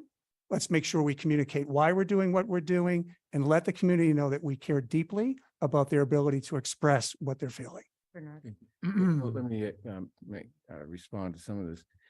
I'm still concerned with the idea that the select board is going to decide that certain messages are okay and allow them on public property. We get caught up in the heat of the moment, the emotional heat. And matter of fact, the example of just the last couple months is what you should think about. We got caught up after the attack by Hamas. We all got caught up in the emotion, not just Jewish residents. Everyone got caught up in the emotion of that atrocity and how horrible it was. And we may have done things not thinking that maybe there are members of our community, and there were, who are Palestinian or have Palestinian friends or relatives who are also being impacted by the conflict in the Middle East. And we didn't think about them because we were caught up in the emotion of the horrendous Hamas attack. So I think we have to be very careful. This select board will get caught up and will be influenced by the majority views or biases of the community, just like anyone else. And that can't be denied. I want to mention one other Bernard, thing. before you go on too quick, because I don't want to lose the thought. You and I are aligned on this. Yeah. I'm not suggesting that there be any viewpoint discrimination. I'm suggesting that we be absolutely consistent in our application of absolutely. whatever we're doing, Yeah. and that we be extremely sensitive to the fact that we have a hurting community, the entire community. I'm not talking one religious group or whatever. I'm talking the vast majority of our community has been harmed and is in a state of pain. Yeah. And we need to be sensitive to it. I was looking at you only because you're. the It's last okay, you look at Sorry. me. The other thing I want to mention is graffiti. And that raises a sort of unique problem that I think we have to really be focused on. And that is when graffiti comes up, as I understand, the police get involved because of, concerns over gang graffiti. Yes. And graffiti can't be erased or can't be dealt with as easily as posters. That's right. So I think that just means that we have to make sure we have not a policy or whatever to address graffiti much more aggressively than other forms of expression. We do expeditiously address complaints of graffiti when we receive them. We move with the police in conjunction with DPW. The police document it, investigate it, DPW removes it. Graffiti is not covered under this because graffiti is not, even if people use graffiti to make an expressive point, the use of graffiti is in of itself vandalism. Yeah. So I don't care what you say, if you graffiti a town property, it's going to get removed. And that's the end of it. The reason I mention that is that there was concern that posters were taken down, but graffiti had not been dealt with. And, that's a problem related to, how you deal with graffiti. And I think that It's unfortunately has nothing to do with the message and everything to do with, we need the police, we need DPW, it's the painting, it's, if someone is using a key to etch it into something, or if someone is using acid to etch it into glass, which is an extreme pain in the rear to remove. anyway, let's just not forget that, even in policy. Mary? Mary? Just quickly, I want to be really clear to Paul's comments. I think it's a both and. So I agree. We need to have regular removal and apply it consistently. I mean, I also agree. And you make an excellent point about viewpoint discrimination and complaint calls. It's a very good point, but I want to be really clear. I'm talking about the swastika. I'm talking about hate speech. When I think we respond to a complaint call, it is very clear that we're responding to hate speech, right? So I just want to make sure that that point is across. And again, I'm going to say it again. I understand what you're saying, but I still want us to be able to have discretion to fly the pride flag over other. And I'd like to be able to say I agree with you. You don't have to. Except one, I know I don't have to. I very often don't. Yeah. Okay? But we're so cool. I want to say that we should have discretion to fly the pride flag, but that opens a door to a lot of other things. Yep. And I guess if I you're have not careful, more faith in us as a board than. I don't. I mean, hear that. Maybe this board, but what about a future board? Yeah, I don't know. I can't speak Yeah. to that, but. Okay, well, we have to think I'm about willing that. to take the risk. Mike? I You're just waving. I'm just amused by the what about the future board? Chaz, I do want to say it's just, hopefully this will bring closure to this. Thank you for drafting the policy. Yes, yes. This is another example of you being proactive in getting out ahead of your board. And I thank you for it. It doesn't mean that you're always going to get everything absolutely right in it, but pushing us and stretching us is very good. It's what you should be doing. So thank you. And thank you for the feedback on this. And as well, I think it's your point that you raised, Paul, and that the rest of the group has commented on about consistent enforcement is very important to us. And I think a couple of points there just to give some comfort to the community. We have reinforced that. We have also, I think this was a helpful reminder to us that in a big bureaucracy, sometimes there's a ball dropped or a step missed. For example, there's a different group of people that police the parks than police the streets. And, and there was a miscommunication at one point and someone left something up and, when it was supposed to be taken down, that was a mistake. And we fixed it. We made sure that that's not going to happen again. And we've made very clear to the cleaning crews and the teams involved in this who are doing great work under hard circumstances. Exactly your point. We are not, we're taking complaints as we see them. We're documenting them. We make sure we address them because a big part of using Brook Online is getting the data about complaints and then understanding how we can then tailor community services to fit the needs that we're seeing in the community. But we're not targeting viewpoints and we should never be seen that way. One of the unfortunate things that I've noticed is that people are also more likely to take down signs they don't like on their own than they are, they're not likely to tear down the Lost Cat sign or the chess club sign. With apologies to the chess club, I passed by on town hall. They put a flyer up on a lamppost at town hall and I tore it down. Don't do that. Sorry, chess club. But am I an ordinary person? No. I just literally saw it and, passed by. That's the reality of the situation is we are making every effort to not viewpoint discriminate, and we will not discriminate on the basis of viewpoint. So thank you for that reminder. Okay, any further discussion? I don't think this was ready for a vote. No.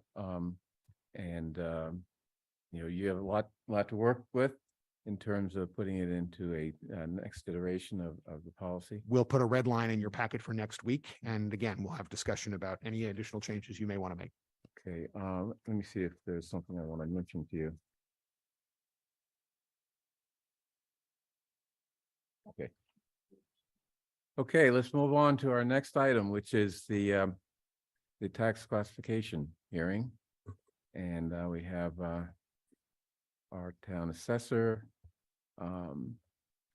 Rashid. Yes, At the end.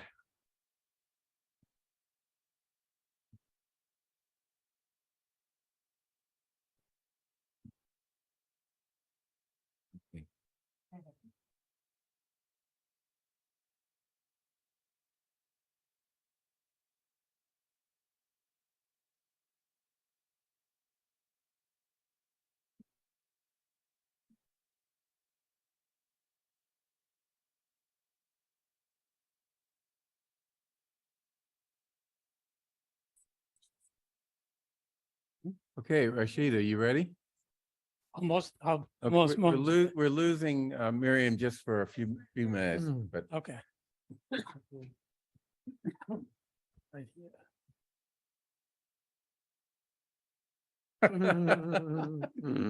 Lock you in.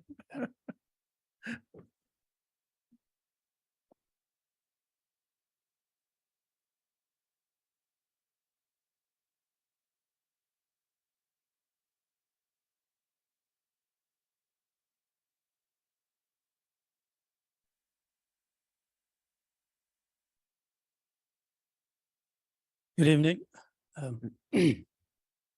Chair Green, members of the board.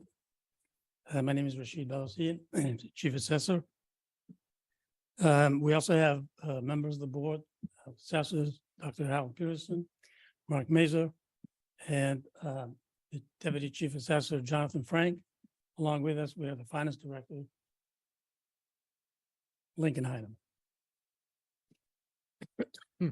So welcome to another tax classification hearing. What we'll do tonight is present you with a material that hopefully will help you determine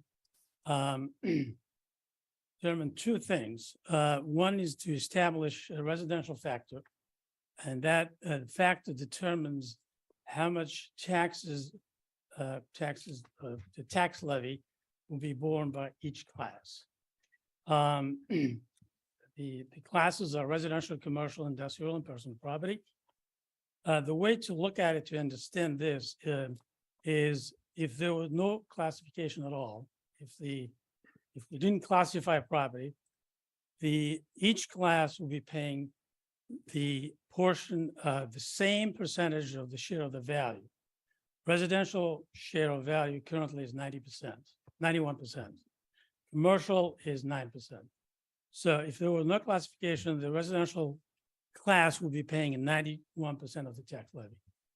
And commercial will be paying the rest, which is 9%. So that factor will, what it does is shift taxes from the residential class to the commercial class. The next item is to determine the percentage of the residential exemption that will allow shifting taxes within the residential class, from single family homes to condominiums, from owner occupied to non-owner occupied, and so on. So to help you to do that, we're going to go through a few slides, present you with the data that we gathered, We start with a summary of, this is a summary of the last 3 years, what we decided or what we voted for each factor. And the listing of the tax levy, the shift factors, the residential exemption. And you can see in fiscal year 23, 90.54% was residential share of the valuation. 9.46 was commercial. But we ended up, after shifting the taxes 1.745, the percentage of the tax levy for the residential was 83.49. And so when we shifted, instead of paying 90.5% of the taxes, by shifting taxes towards the commercial, the residential tax class ended up paying 83.49. The next slide shows the value comparison between fiscal 23 and 24. We see an increase in every class. Property values have increased. And overall, we have about 8% increase overall, including residential, commercial, and personal property. These two slides here compare the value share by class. What portion of each class what percentage of each class represents in the evaluation? We see two major classes. Single family represent 38% of the total value valuation, and condominiums 31. The rest is commercial, personal property, and multifamily residential. So the only difference between 23 and 24, there's a small loss in the two-family value, a gain of percent in the single-family class. This is the average value change by class. This is what it is total value divided by number of parcels. That's all it is. So we can see the single-family average value went up by close to 12%. Condominiums of about 4.5%, and a commercial at 4%. Tax growth. The tax growth is a little above the average, what we usually have. Two major classes picked up more than usual is a multifamily units, apartments. That includes Hancock Village and the Fisher Hill Assisted Living partially built. And the other major increase in personal property, and that about 70% of it was contributed by two companies, utility companies, electric and gas. And that the growth is, majority is from replacing piping, electric and poles and wires. So that's the growth. Total growth is $3.5 million. Now we get to the tax levy. Tax levy is calculated. First, we take the FY23 levy limit. We add 2.5% to it, plus the growth and the override. We do have a FY24 override. The portion of the override we're picking this year is $6.5 million, which gives us results in a maximum levy of $277 million. That becomes the base levy for next year. We also have a debt exclusion of $20,554,000. That gives us a total tax levy of $297 million. That is the levy that will be raised through taxation. The next slide shows the median values of major residential classes, historic median assessed value. You see the largest increases in the single family home, and slight increases in the condominiums and 2 and 3 family.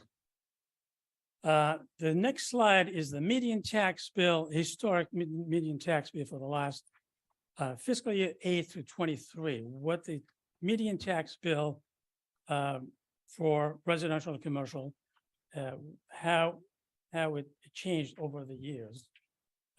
We see there are two classes that are the outliers, what we call the outliers. The condominiums went up 79% since 2008, and the two families 123%. The rest are uniform between 101 and 104%, 98 to 104. Residential exemption. The residential exemption is determined this is the way it's calculated. It's the total residential valuation divided by the number of residential parcels. We get an average value, and if we pick 20%, the residential exemption would be 334. These are just numbers in tax dollars what the residential tax is. Residential tax exemption in tax dollars in 23 was 3,088. If we at 1.75 shift, the residential tax amount this year will be 3268.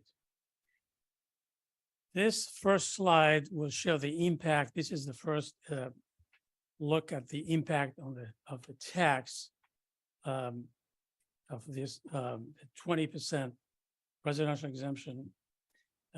We see the impact on various classes. This is 20% residential exemption. We see the increase in the median tax bill. The first thing we notice is the single family increase in the median tax bill just below 10%, about 9.8%. And the other noticeable item is the condominiums their median tax bill is actually going down by 1%. The three family, we see an increase about 5.5%, and the rest, the multi-unit building at about 2%.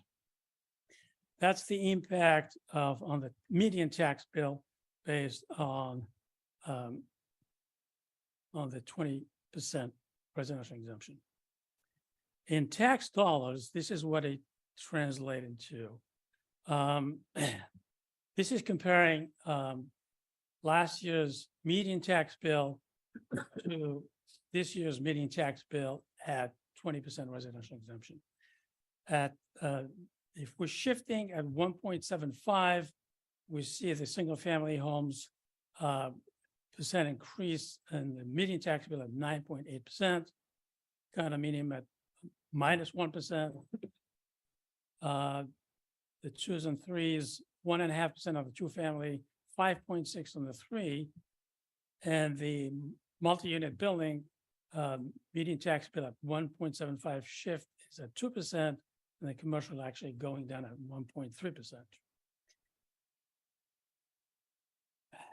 And this slide shows the so basically this is how that shift is calculated. The residential share of the value is the item that I'm highlighting is 90%, 90.78%. And the value percentage of CIP, commercial, industrial, personal property, is 9.2%. So like I said earlier, if there was no shifting at all, if the factor is 1, it would be single tax rate, the residential would be paying 90.8% of the tax levy, and the commercial will be paying 9.2%.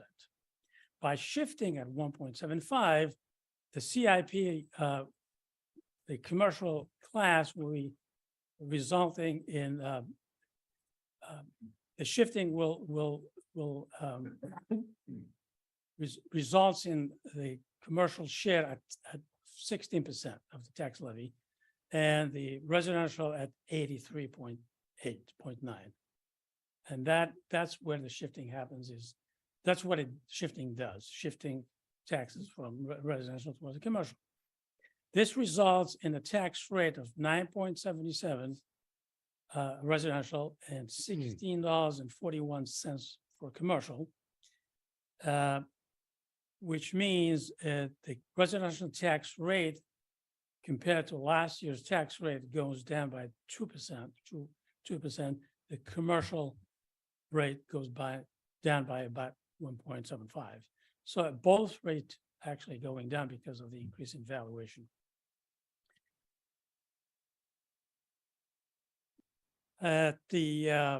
If we do adopt the 20% residential tax, residential exemption, the break-even value, what we call break-even value, is the value where the residential exemption, anything below that value, the actual value, that properties below that value take advantage of the residential exemption. If the exemption exists, if the exemption, anything above that, we see an increase in taxes. So which means if at 2.9 value, there are no savings on if the residential exemption exists. So anything above that would be paying more with the existence of the residential exemption. So that's what we call the break-even value. This slide is a busy slide that just comprises all the data in one slide. It basically just shows the same items, the tax rates, the percent increase, shift.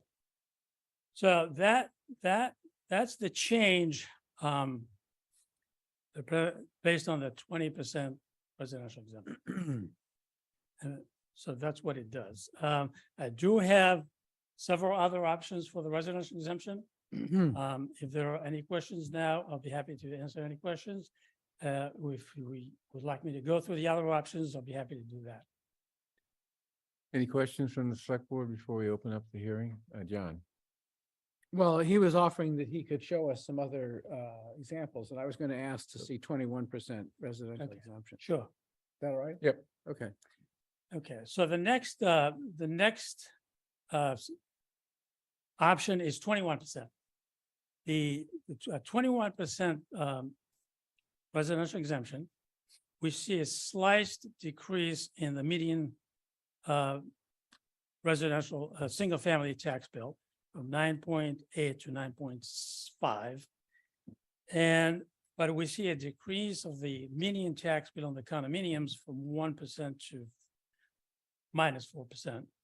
But we shift a little bit of taxes to the non-owner occupied properties for rental, what we call rental, goes from 2% to about 2.5%. The twos and threes also see a slight decrease. So what the exemption does is shift taxes to non-owner occupied properties and rental or rental properties, multi-unit buildings. Excuse me. Yeah, Mike? The other thing it does is shift it further away from commercial. Is that a fair statement? No, the residential exemption does not affect the commercial class. Yeah. It shifts, it does two things. It shifts within owner occupied, owner, non-owner occupied, and from lower price homes to higher price. Right, no, I understand that part, but going from 20 to 21% makes a difference, at least on the graph, between the impact on commercial. Is that? No, if the factor is exactly the same, if that's 1.75, the commercial does not change. Yeah, there's no change, Mike, between, and the graph is the same. Commercial rates. It is. Commercial, Here, commercial. Only if the, have up 20, there's, I'm looking at this one here. I'll find it. that's 20%. Yeah. I get to spend an hour with Rashid today in Lincoln, educating me on this. It was a tremendous help, to tell you the truth. Yeah, that's. They my answered- concern Too. They answered every question. And my understanding is that the residential exemption shifts value within Yeah. residential only. It's not- And then the CIP shift, which is at 1.75 or 1.74, Okay. shifts from residential over to commercial. Right. And those are the only two levers that we actually have to play with. That's right. Okay, so my hour at home was misspent. Sorry. You should have These joined me all on, you should have joined me on. Come on, Takes some settle time. down. Any other questions? John? So I have my usual problem, in that I probably just, don't have enough of a grasp of all of this, but, I just want to make a point to explain why I'm asking this question. The fact that there are shifts in values within classes shouldn't surprise any of us. You know, maybe single family homes went up more this year than condos went up. Maybe they didn't. Maybe 2 and 3 families went up more than single families. Maybe they didn't. But that does not speak to the ability to pay of the taxpayer. And this whole system seems to be predicated on people whose underlying values shift. If they shift, upwardly dramatically, as often has been the case with single family homes, they end up bearing the brunt of a much larger tax increase than the other classes of property. Is there any way to structure how we set rates that would even out so that everybody's taxes go up roughly 5% in a year in which the tax levy on all residential properties goes up roughly 5%? The only time that happens is if the values are changed or trended up or down at the same level, same percentage. There is no mechanism to say the condominiums should be paying. For example, in this case, the condominiums are paying, the tax bill is going down, unless you set a limit of the minimum tax bill to be paid by, for example, condominiums, then you'll achieve that. But this tax increases, the increase in value, change in value does determine the change in tax bill.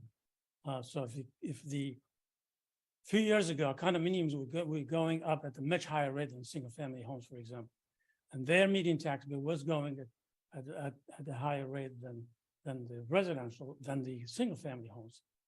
So it all depends on what the real estate market does within these classes. I had a follow-up, if I- I may. Yep. Yeah, and I don't mean to dominate, but just a follow-up question.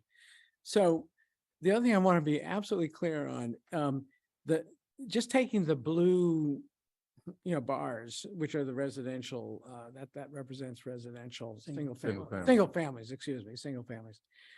What we're looking at suggests that the average, single family homeowner is going to see a tax increase of somewhere between 9.5% and 10.5%.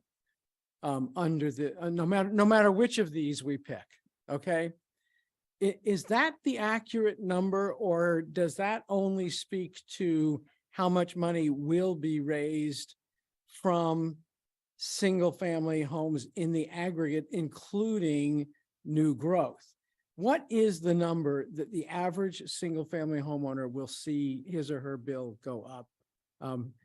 Is it 9.5? Is it 8.5? Is it 7? What is it? Well, these are the medians. So this is not the average. So we compare All the median then. because we used medians last Yeah. year and prior years. So the median tax bill from last year was 16,900. Now it's 18,000, which is a $1,600 difference. That's the median value. On the average will be a different. Some people might see a 6% increase. Some might see 17% increase. It all depends what the value did. For example, this is a revaluation year. Certain neighborhoods went up at a much higher rate than others. So those neighborhoods where the value increase is substantial will see a higher tax bill than, let's say, neighborhoods. Can you give me an average? He did. No, he didn't. Give you a median. No, he gave us a median, which again, that's dependent entirely on whether the median single family value went up extraordinarily. Yeah. That doesn't necessarily represent what the average tax bill. Well, I can will tell go you up. the average single family homes, that the increasing in value, the average was about 12%. So that could translate into 11 to 12% tax increase. That's the average. Yeah. Based on the increase in valuation. Yeah. Like I said, some of them might be at 6, 7, some might be at 14, 15%. But This graph represents the median tax bill, which means half would be paying less and half would be paying more than that. The average could actually be worse than what we're seeing in these blue bars. The average, typically the average value is higher than the median value. In any event, No, the next time people open up their tax bill, they'll know how much more they're paying, right? No. The second half. How soon? Okay, wait, Mary, I'm sorry. How soon? Will they know based on the bill they get, how much their tax has gone up with it? oh, as soon as we have a tax rate, the values have been posted on the website. As soon as we have a tax rate, they can figure Or out. the February bill, say? Oh, the February bill, yes. Yeah, We're okay, going sorry. at the end of And I December. apologize for taking too much Okay, time. Miriam? Actually, Paul had his hand up Oh, first. and then I'll- Miriam, go ahead. I just, so, because I don't want to beat a dead horse, Paul, I commend you because I did the exact same thing my first year in the select board. I got this and I remember calling Heather Hamilton and going, what? So it does help to come around a few times. And so having looked this over at home, I'm solidly at the 20%. And I think it is a balance between single families who really had a phenomenal increase in value, 11.7%. And it's fair because I'm reluctant to put a big burden on commercial because we need more commercial and I'm reluctant to put a big burden on renters. So to me, this is a fair landing spot. So I just want to get that out there. in terms of 20%. In terms of the 20%, 21%, we put in more burden Yeah, on the yeah. renters. I'm just not comfortable with yeah. that personally. Okay, Paul? I do want to say one thing, and I know you want to probably open up to I think it's a public hearing, right? Yes. Yeah. Yeah, so we want to get to that. There is one point, and John, I asked the exact same thing for Rashid this afternoon or this morning when I got to speak with him. How do we fix this? And I think a lot of it's driven by state law, and there's not much that we can actually do. I will say one thing that bugs me that I discovered from this. So let's take Hancock Village as an example. Hancock Village is taxed at a residential rate. Okay. However, they're assessed like a business. It's net income.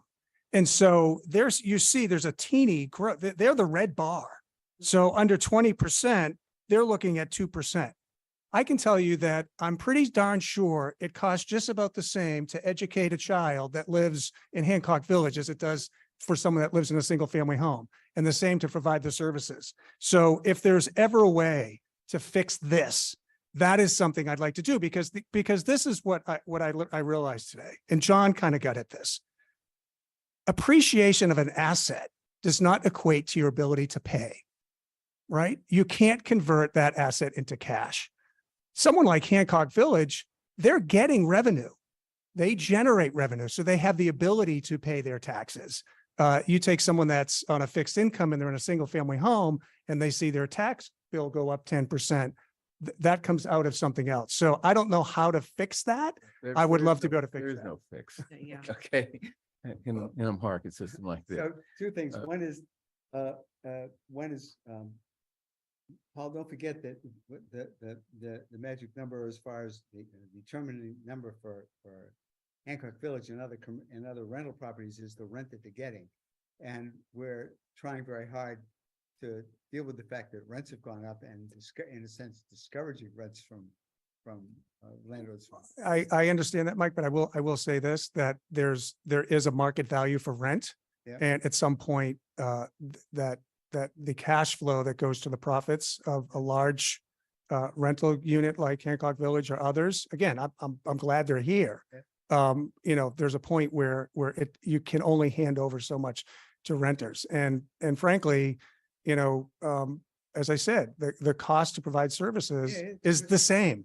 And our ability to treating them like a business is very strange to me. But This is anyway, a real estate tax, not a price of services. It's Right. not an income. I understand. So that's the basis on which we raise Yep. revenue. Okay. The thing that I wanted to come back to is, I see where I was looking at the graph and thinking, wait a minute, where did I make a mistake here? And so maybe you can explain something briefly, the CIP shift, because that is where, as you go from 1.75 to 1.70, there is in fact a reordering of of the change in burden. And it does diminish if you were moved from Yeah. 1.75 to 1.70, it would diminish the commercial tax rate. So maybe you can just explain what the CIP shift is. Yeah, so what it is, the CIP factor shifts taxes from residential towards commercial. Yep. Like I said earlier, if there was no shift at all, if the factor of 1, Right. the residential levy, portion of the levy will be equal to the share of the valuation. So the valuation right now is 90%. points. Right, got that. But what is that a discretionary number? Yeah, we voted. We vote that 1.75. Yes. Yes. Yeah. Or a different number. Right. Yeah, Right, but we, yeah. Right. All right, and that's part of this whole. Yeah. Yes. Yeah. That's the first item we have to vote. Okay, this is a public hearing. Let's open up the public hearing, Devin. And is there anyone wanting to speak? At this time, there are approximately a dozen attendees in person and 24 joining us virtually. I'm promoting Dave Gasock.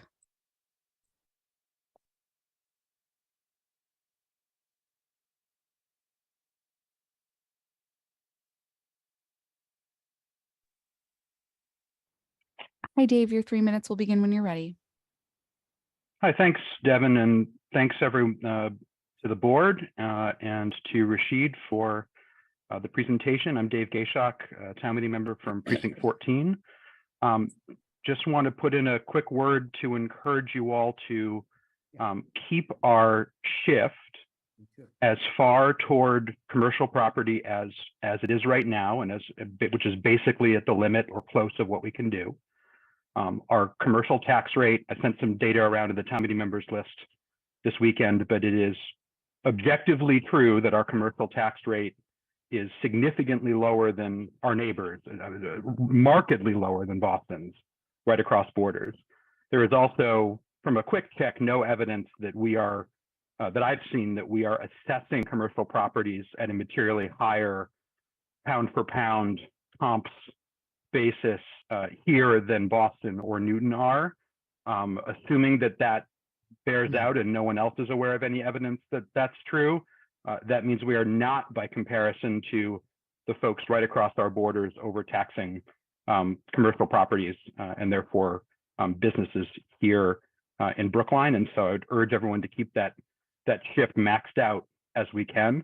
I would also just quickly comment on the fact that we should keep in mind that we have multiple tax deferral options available, including some quite flexible and I wouldn't say generous in the sense of they're required to be paid back, but we have, among other things, a deferral for at least age qualified residents to be able to defer any portion of their tax bill that they have trouble paying until the sale of their home or another transfer of the property. And so that is part of the solution to the problem that both Mr. Warren and Mr. Van Scoyoc have identified. And that's really what we should be leading with there, as opposed to overhauling our tax structure to the extent we can, in my view. The home value and home equity represent real wealth for those of us who were lucky enough to own homes in Brookline. It's not liquid wealth.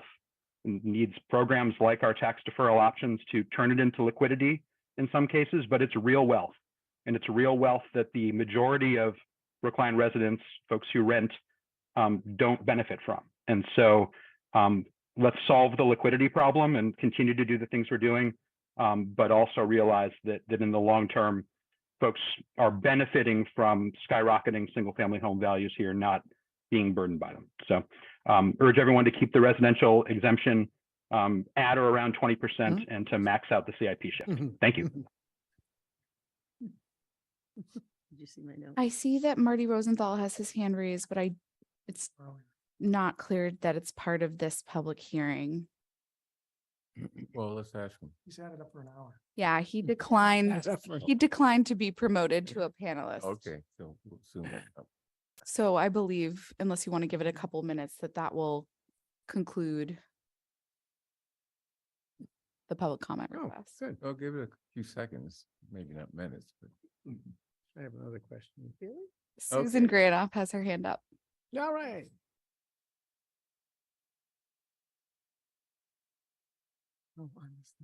Yeah. Hi, Susan. You've been promoted to a panelist. You can unmute and share your video if you're comfortable. Your 3 Great. minutes will begin. Thank you.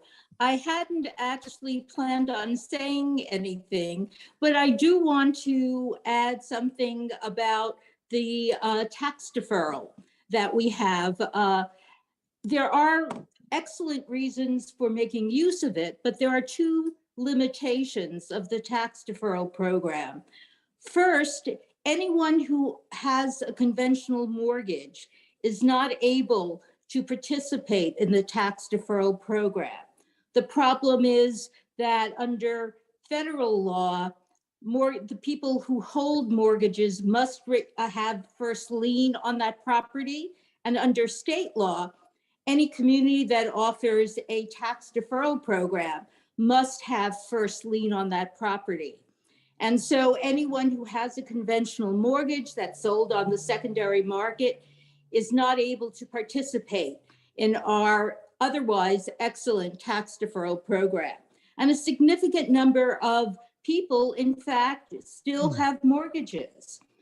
The second issue is that as soon as a senior who participates in the program dies, or sells, or the home is sold for some other reason, the interest rate automatically jumps to 16%.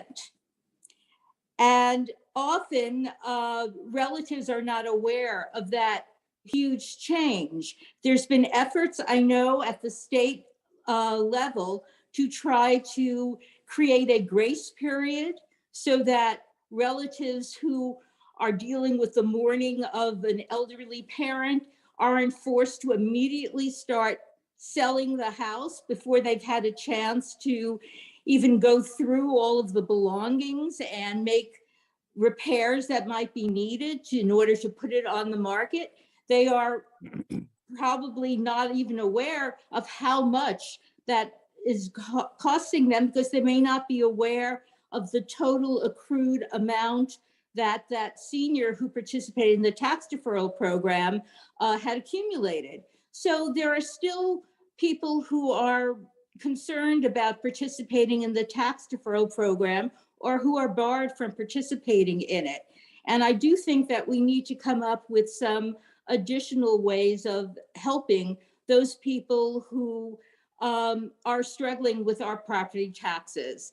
Otherwise, the tax deferral program is actually a really excellent program, but I do think that there are limitations and we can't rely solely on that program to help those residents who are struggling to pay their property taxes. Thank you. I'm promoting Alok Somani.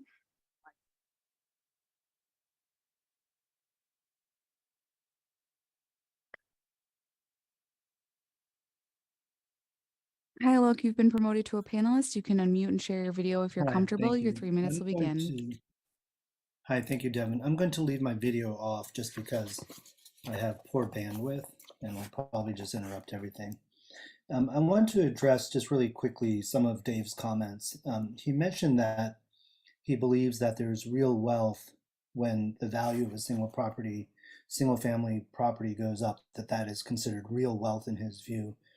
And it is unrealized. And just two comments to that. One is, we don't know what the future holds. Just because the pandemic had an unequal effect on the valuations of the different property types doesn't mean that in the future that won't reverse. And if the MBTA Communities Act, if we're able to implement that as a community the way it's intended, then that might very well happen, because the multifamily areas around the transportation hubs may become more valuable. And so it's not clear to me that this real wealth is something that will accrue for the next future years. Also, his statement that gee, let's liquidize that, let's create a liquidity program to unlock that wealth. That essentially is a policy that's advocating that homeowners take debt on today debt that is essentially being forced on the homeowner in order to satisfy what may or may not be an acceptable social goal. And that social goal, I think, is still open to a lot of discussion at our community level as to what exactly we want to do as a community to support those that are perhaps disadvantaged. I frankly, I believe as a single family homeowner that any policy that's going to burden one group or single out one group for taxes is just not good public policy. Thank you very much.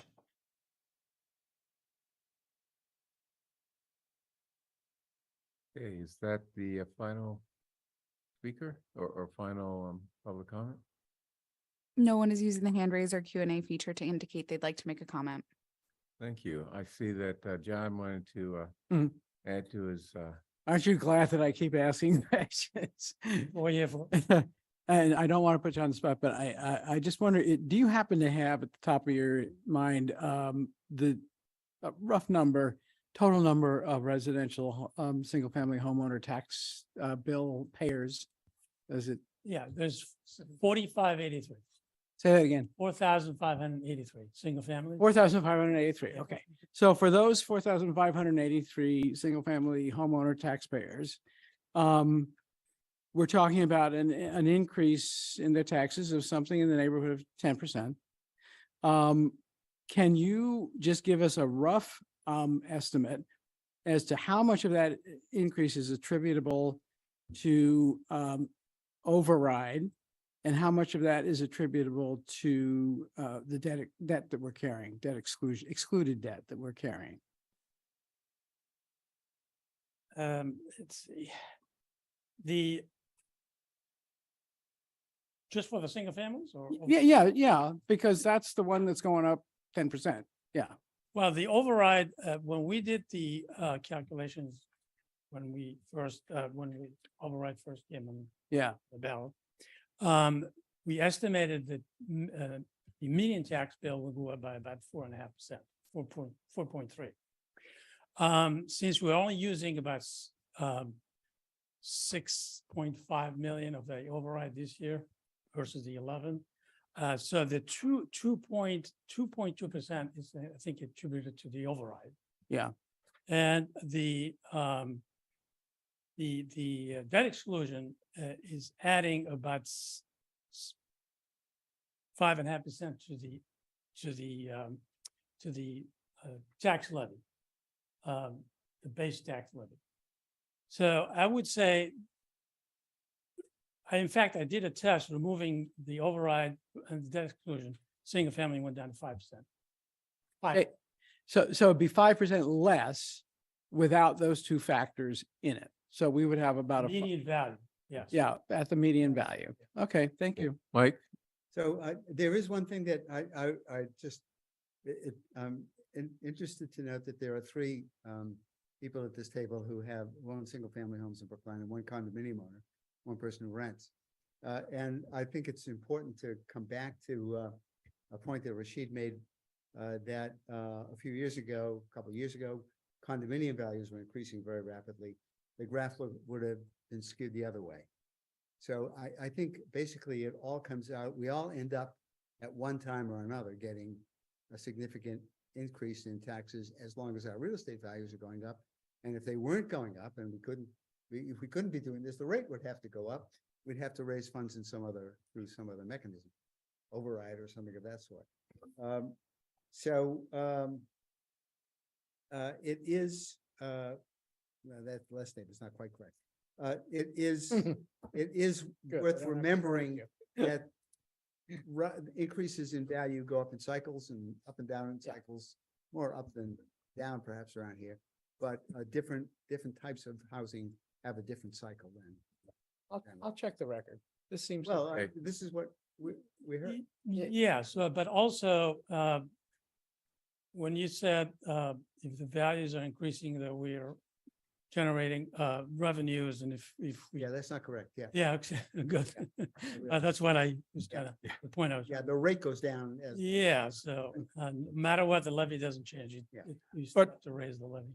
Before us this evening there's nothing we can do about past override, nothing that we can do about how the mechanism of the tax classifications are done. And we have a decision to make about the residential exemption and also the CIP. Would it be helpful to maybe see if we can nail down one of those decisions first, or is there something that's? We will be What- making those decisions next meeting. Oh, we're not doing it Yeah, tonight. not Yeah. tonight. Uh-huh. All right. The expectation is that we will digest the hearing comments Mhm. and, study this material. I forgot that we Come like to back with- noodle. I forgot that we like to noodle on things. So Mhm. yes, You've got time. Well, it's not noodling, it's just absorbing and digesting. Mm. So, which is noodling in my book. okay, yes, Lincoln. Just quickly, I see you, Regina, sit down. sorry, just to quickly clarify, It's closed. That's right, public comment is closed, Regina. We'll have additional public comment. We'll have additional public comment at the end, but the public hearing is over. At the end of the meeting. No, he didn't close the public hearing. We did not. I thought I did. Did I, Devin? You did not. Did not. I don't think- It's still open. Okay, well. She's we technically will- right. We'll let you have your comment. First Lincoln, though. just briefly, Lincoln Heineman, the Director of Finance for the town. Just to quickly clarify, the response to Select Board Member Van Scoyak's question. Regarding the portion of the tax levy that is attributable to the operating override and the debt exclusion that was passed by the voters this past May. There is a portion of the operating override that is there. That is to say, $6.55 million, but the debt exclusion for the Pierce School is not reflected in fiscal year No, I know that. 2024. I just want to clarify that. But other debt exclusions are. Yeah, other debt exclusions certainly to 20.55 million, but I just want to clarify that point. Fiscal year 25 will be the first year for the Pierce. And the two together account for about half of the 10% increase for the average residential. Correct. Yeah. Yeah. Okay. Bernard, I would like to say one thing. Okay, just quick, before- Yep, or- very quickly. I did in my education session this morning with Lincoln and Rashid. I did bring up the point, the idea that we need better transparency on our tax bills. I would like to see our tax bills actually list how much money is going towards town, how much is going towards schools, how much is going towards override, so that we can get a better understanding of how we're being taxed. If you look at your tax bill, it's very, very difficult to decipher what's going on. If you look at any quarter, I would advocate for a little bit more transparency to owners of properties to understand how their tax is being calculated. Okay, Regina, let's make you sound. Yes, thank you. Regina Farley from South Brookline, which has quite a few modest single-family homes.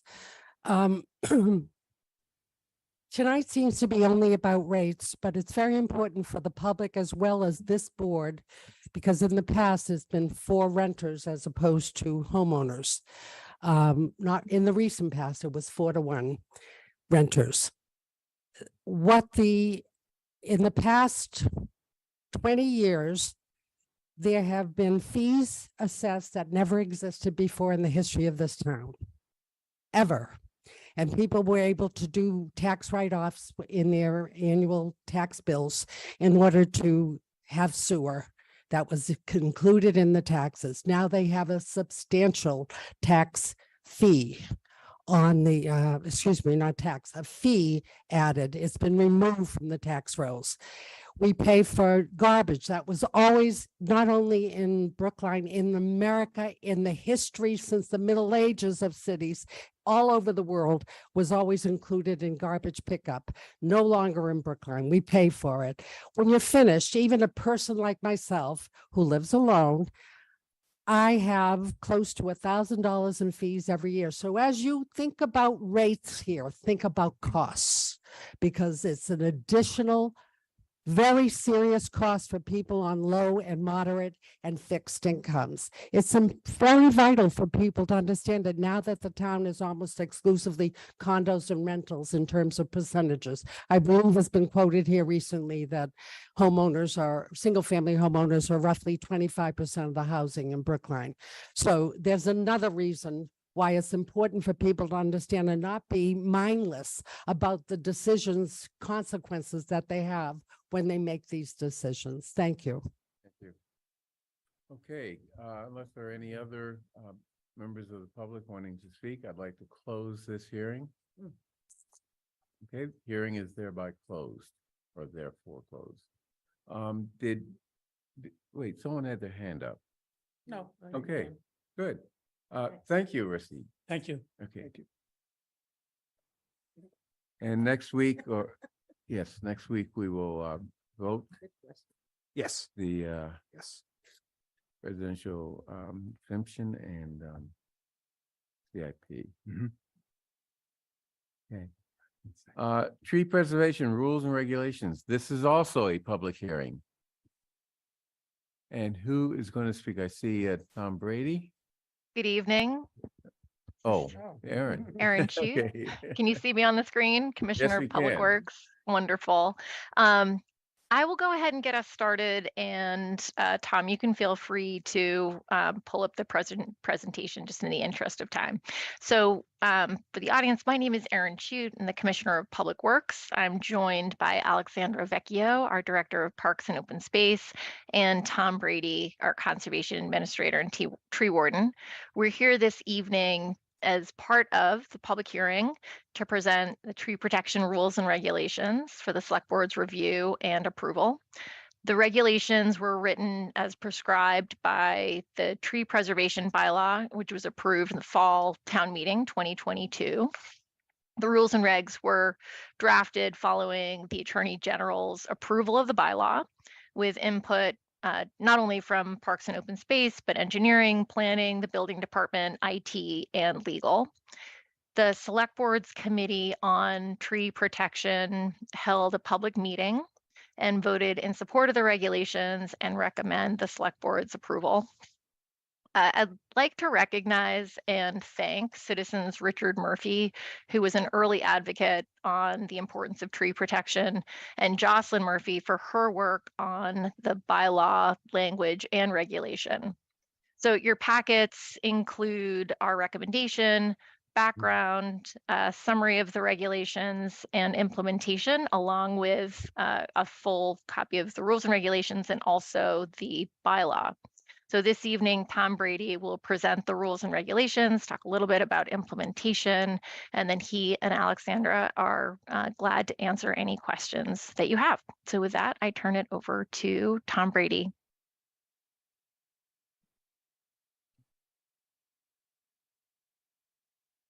Devin, I'm not seeing. Thank you, Commissioner. We're just pulling up the presentation right now. Okay.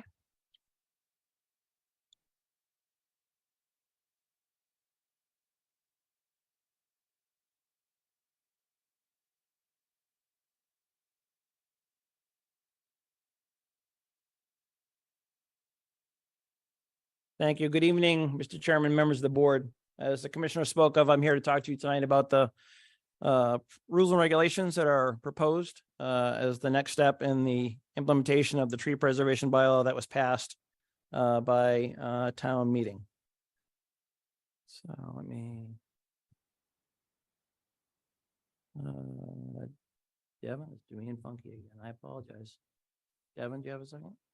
Let me just see if I can do it from here. The commissioner just spoke of, walked you all through the first slide, which is a brief presentation of the timeline that we've been through. The process that we've been through has been comprehensive and fairly thorough. We've had a number of different folks involved in this, so we're just working through a bit of a technical glitch at the moment. I apologize. There I am. There we go. There we go. Okay. Thank you. So this slide that you have in front of you is a brief history of what you just heard the commissioner explain, and I thank her for that. It starts as we move through the process, moved to the Attorney General's office, got the approval. And as the commissioner spoke of, many thanks to the co-petitioners who helped us with this initial starting point for the draft set of regulations. Went through a series of meetings with various departments because it will involve several layers to get this implemented, and then went to the Tree Protection Committee, and what you have in front of you is the final draft version. Next slide.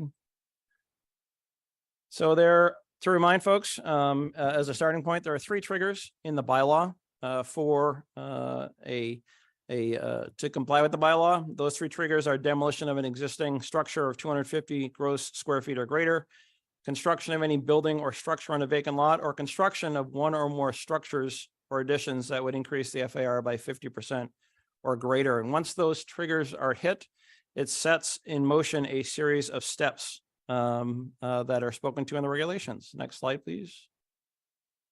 So once they hit one of those 3 thresholds, the applicant is required to submit a tree protection and mitigation plan.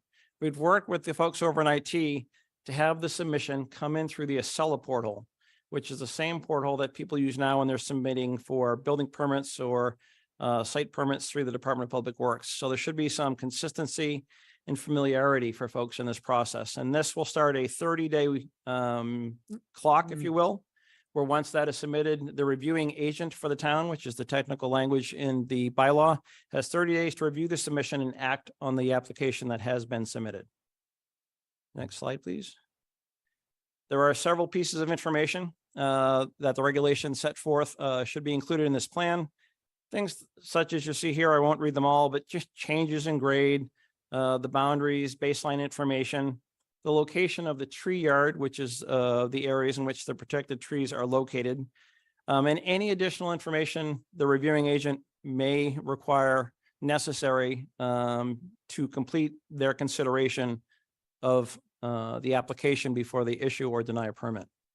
This is an example of how some folks have put together everything on one plan sheet, which includes the tree protection area, protected trees, listing of what is and what is not required, tree protection protocols. This is certainly one avenue people can pursue, but the regulations, to be clear, don't get down to this level of detail. It does not say it needs to be on 1 sheet or 3 sheets. You just need to simply meet their criteria set forth in the regulations, which we spoke of a moment ago. It shall also include an inventory of all existing and all protected trees that any owner or applicant removed, including those 12 months prior to the application. So it's a look back. And in today's day and age, those aerial photographs that we have access to are a great tool in this particular piece of the process. The plan must show the protected trees on the plan in a graphical sense. And they need to submit a table that gives us not just the location, but the diameter breast height, which is called DBH, the tree canopy size, the species of all the existing trees, and any other trees that are to be removed or any protected trees that were removed 12 months prior to the start of construction. Next slide, please. You can see there are several pieces of information that are included in this process. This is an example of a table of tree impacts that folks can use as a reference, for example, which includes the protected tree inventory, the proposed tree planting, and the tree fund contribution as they go through the process. The original bylaw that went to town meeting and was reviewed and approved was based off of a bylaw that came from Concord, Massachusetts. Similarly, the regulations in this case, the initial starting point was working off those that came from Concord because they've been through some trial and error and some use for some period of time. There were many slight modifications made and adjustments made, so it's more suitable to Brookline, but that gives you a bit of background on where some of this information is coming from. Next slide, please. If they're going to have tree retention and protection, and they will, they must maintain those trees that are protected in good health for at least 24 months. So first we start at a point in time, we look backwards and see what was removed in the previous 12 months. Once they go through the process and they still have those protected trees, they need to make sure they're in good health for 2 years after the final permit inspection is completed, which is close to when the house is going to be at a stage of certificate of occupancy. So it not only takes a snapshot in time, but it looks forward and it looks after as well. The plan should indicate for all protected trees to be retained, how they're going to be protected. And it's, you see here that it gives a starting formula of 1 inch for every diameter breast height we have 1 foot of tree save area, and we're going to see that in a slide, which is a little bit easier to understand. But there are several things that they cannot perform in the tree save area. And this are construction activities, material layout, washout, filling, excavation, and grading. It's important when we're going through this that the reviewing agent, that person understands construction processes and construction sequences, because there are many things you can put into a plan, but you need to be able to review that plan in the context of what is proposed on a site. Underground utilities, overhead utilities, constructability, things such as that. Next slide, please. This shows you when we take that formula of 1 foot of protected area for every 1 inch of tree, how it plays out. And it will bring you out almost to the drip line of the tree in most cases. But on the bottom of the slide, it does also show you that it's an important note that the root zone for the trees typically go 2 to 3 times the height of the tree. So inside that drip line is the critical root zone. And that will be an area of much scrutiny. And there are many tools and techniques that have been developed in the past 15 to 20 years that are showing very good efficacy in terms of protecting those root zones, protecting those trees, and making sure they're here for the community for long term. Next slide, please. If tree removal does need to occur, there are some removal mitigation options. This goes back to the table that we looked at a little bit earlier. So as we said before, it includes a 12-month look back previous to the time the application is filed. And for trees that are planted as part of the mitigation, for every inch of DBH of protected tree that is removed, no less than 1/2 inch of the caliper new tree should be replanted. So, and it also notes each new tree must have a minimum caliper of 3 inches. We have found that to be pretty much, technical term, I would call it the sweet spot in terms of the balance of the size of the tree versus the amount of roots that go with the tree when you transplant it. If someone is looking to do payments in lieu of planting, it shall be a value of not less than $500 per caliper inch.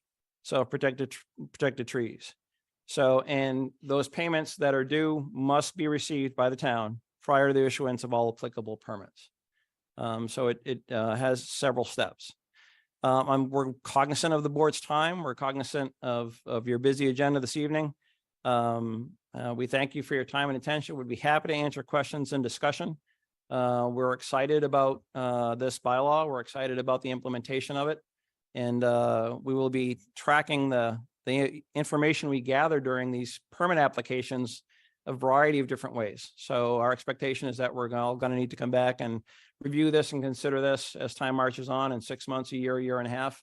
And we're going to be gathering that data as this moves forward. So we're well prepared to do so. And we would be happy to answer any questions you may have. Paul. Thank you for the presentation. Very well done. I'm curious about the 50%, floor area for an addition or a separate structure. How is that determined, and why that threshold, maybe not something less? That threshold is determined as a reference in there specifically to our zoning bylaw. And that was part of the consideration with the building commissioner. It came initially from the Concord bylaw, and was felt that it was also an appropriate threshold for us here. So that was what was proposed and voted on by town meeting. That comes straight from the bylaw itself. So the bylaws, actually, it's in the bylaw that it needs to be 50%. That is correct. We can't lower this in implementation policy. That is correct. Thank you so much. You're welcome. Any other questions? Okay, this is a public hearing. Devin, in the public who would like to speak. I see Hugh Madison has raised his hand. We'll let him go first since he's here. Thank you for holding this hearing. My name is Hugh Madison. I am a town meeting member from Precinct 5, and I was a co-petitioner on the original warrant article. The issue of protecting our urban forest, especially on private property, has been an issue for a long time. The Urban Forest Climate Resiliency Master Plan points this out, and this bylaw will start to address it. It's a complex subject, and there will most likely need to be changes in the future after we have worked with it. But this bylaw is a good start and long overdue. And I thank you for your support. Thank you. Thank you. Regina, you looking to talk to? Okay. Hi, Regina Farley, town meeting member 16. I have a question about volunteers. I remember the original legislation, and the example that was on the screen was actually a very good sized property in another precinct, single family. And most of the trees in the back that were held as an example of why this should happen were volunteers. I happen to have had a volunteer right behind me. I paid a small fortune to cut the limbs that were coming over. It was one of those, I think it's Norwegian maples that grow exponentially. I know because I saw it grow. I saw it the day, there were two of them. I pulled one out. It was only this big, and the other one I was too tired to, and it grew into an enormous, enormous tree. And I don't know how heavy they are, but most maples are very heavy. So it seems unfair to charge people who have volunteer trees that they didn't get around to taking down, that suddenly become part of the tree canopy that we intentionally build, or have a forest that we support. I wonder if somebody would address this, please. Tom, did you address that question? The protected trees under the bylaw start at 8 inches and greater. So when the smaller volunteer trees are there, you have an opportunity to remove them. But specific to the Norway maples, for example, there is the definition of protected trees exempt invasive trees. You say, so what are invasive trees? There's a group called the Invasive Plant Atlas of New England folks, or IPAIN, and they have a list of invasive trees, and Norway maples are among those. So there was an attempt to strike a balance with that. And I think Mr. Madison brings up an excellent point that this is a good starting point for our bylaw, and we'll monitor and see how it moves forward. The next person signed up for public comment is Richard Murphy. You've been promoted to a panelist. You can unmute and share your video if you're comfortable, and your 3 minutes will begin. Okay.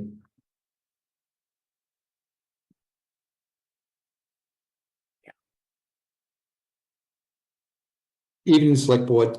My name is Richard Murphy, town meeting member, precinct 16. And this has been a long work in progress, taken a lot of years. It started actually with Tom Brady. When he first came to Brookline, there was a tree committee about trying to put together a bylaw. And so it's been a long time waiting. And if we sometimes underestimate the tree canopy of what Brookline actually holds compared to any other community. And this bylaw in place with Erin and her team support is going to do great things as far as trying to preserve the tree canopy. And I just wanted to just show a quick example of something that just happened recently at 153 St. Paul Street. This is a snapshot in 2018. This is, you get it off Google. And there was a demolition permit taken out.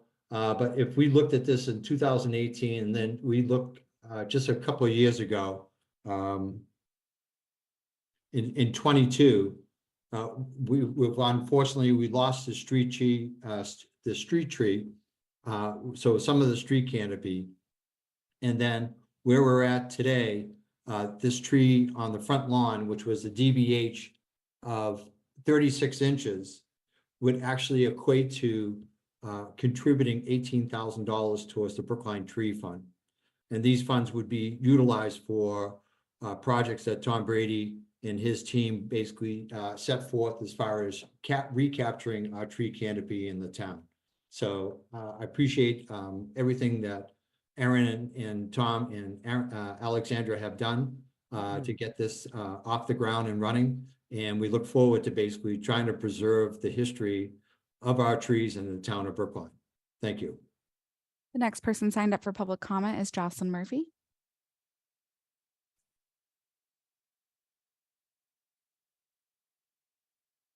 Oh, you just need to unmute. Thank you. Good evening. Having a little bit of trouble with my voice, but I am Jocelyn Murphy, a precinct 16 town meeting member. And it must be said that thanks are due to my co-petitioners who are Richard Murphy, Hugh Madison, Olivia Fisher, who co-petitioned this article back in 2022. And also Olivia Fisher assisted in drafting the first draft of these rules and regulations, which we sent to Commissioner Galantine back in the early spring of this year. I'd also like to note that the Mothers Out Front Tree Team sent a letter to the Select Board asking for support of expedited enforcement of this bylaw. It's been over a year since town meeting approved it and 6 months since the Attorney General approved it. As Mr. Brady said, both the bylaw and these regulations were modeled after the town of Concord. The reason for that was I thought it was a good model because it most closely represented what Brookline would likely be interested in approving. And so finally, I'd like to note that, just for the record, under the bylaw, this board's approval isn't necessary for approval of these rules and regulations. My guess is that Commissioner Shute is exercising an abundance of caution, but under the bylaw, her approval in consultation with town council is all that is necessary. And finally, I would like to ask and enforcement of the bylaw itself commence promptly. The bylaw, as I said, was approved over a year ago. My recollection is that town council felt that there should be an educational component for the public. As you can see, the implementing regulations are quite clear. And so my view is that as soon as they're posted, frankly, the bylaw should be enforced right now. These regulations aren't even mandatory under the bylaw. So I hope that this bylaw will be enforced very promptly. Thank you. At this time, there are about 6 in-person attendees and 23 joining us virtually. No one has used the hand raise or Q&A feature to indicate they'd like to make a comment. Thank you. With that, we'll wait a few seconds and now close the hearing. Any further discussion from the select board? I have a question. I mean, is it the case that this board doesn't have to approve the regulations? I'm kind of shocked that. While that's true, we for things like this, we value your imprimatur. Yeah. Okay. I mean, I think we really do need to vote on this. Yeah, Paul? Oh, he's just agreeing with me. Any other discussion? Nope. Okay, if people are okay with approving these regulations, I move approval of the tree preservation rules and regulations that we just discussed and are in our packet. All in favor, please indicate by saying aye. John Van Scoyac. Aye. Miriam Ashkenazi. Aye. Mike Sandman. Aye. Paul Warren. Aye. And chair votes aye. Now, let's get to the real part Thank of you for this. your support. Thank you. Thank you Mary. for your time. Good evening. Bye. Okay, how long are you gonna be here, Mary? I'm going to try to stay as long as I can. for Okay, this, good. And then I'll spit Yeah. out. Okay. So next, public hearing presentation and possible vote on the, I'm sorry, we just did that. Special town meeting, discussion and possible vote regarding special town meetings. I think there's just one, correct? There's currently one. Yes. Currently. Request, well, let's just hope. We're out of an abundance of caution, we put the yes. Okay. Requested by citizen petition to address non-binding resolutions.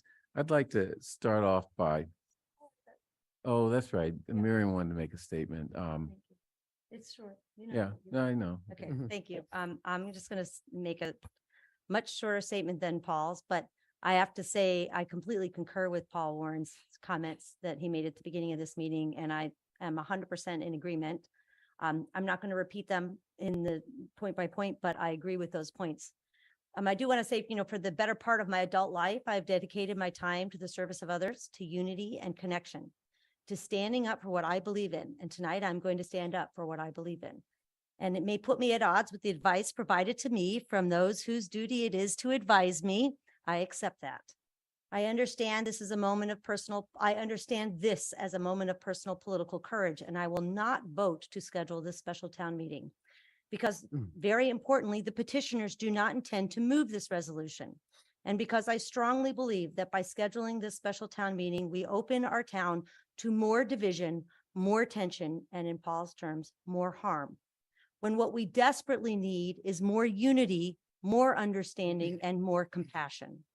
For this, I am willing to risk the consequences of my choice. To be clear, I fully respect the choices of the other select board members, and I take full responsibility for my own vote or lack thereof in this case. This decision is not taken lightly, but with much thought, deliberation, and hope. And for these reasons, and the ones Paul mentioned in his comments, I will not vote to schedule this town meeting. Thank you. Thank you, Miriam. I'd like to sort of make a statement to sort of introduce this discussion. Town council advises that the select board has a mandatory statutory duty to call a town meeting, even though the original petitioners want to withdraw their petition. Our laws set out many mandatory duties.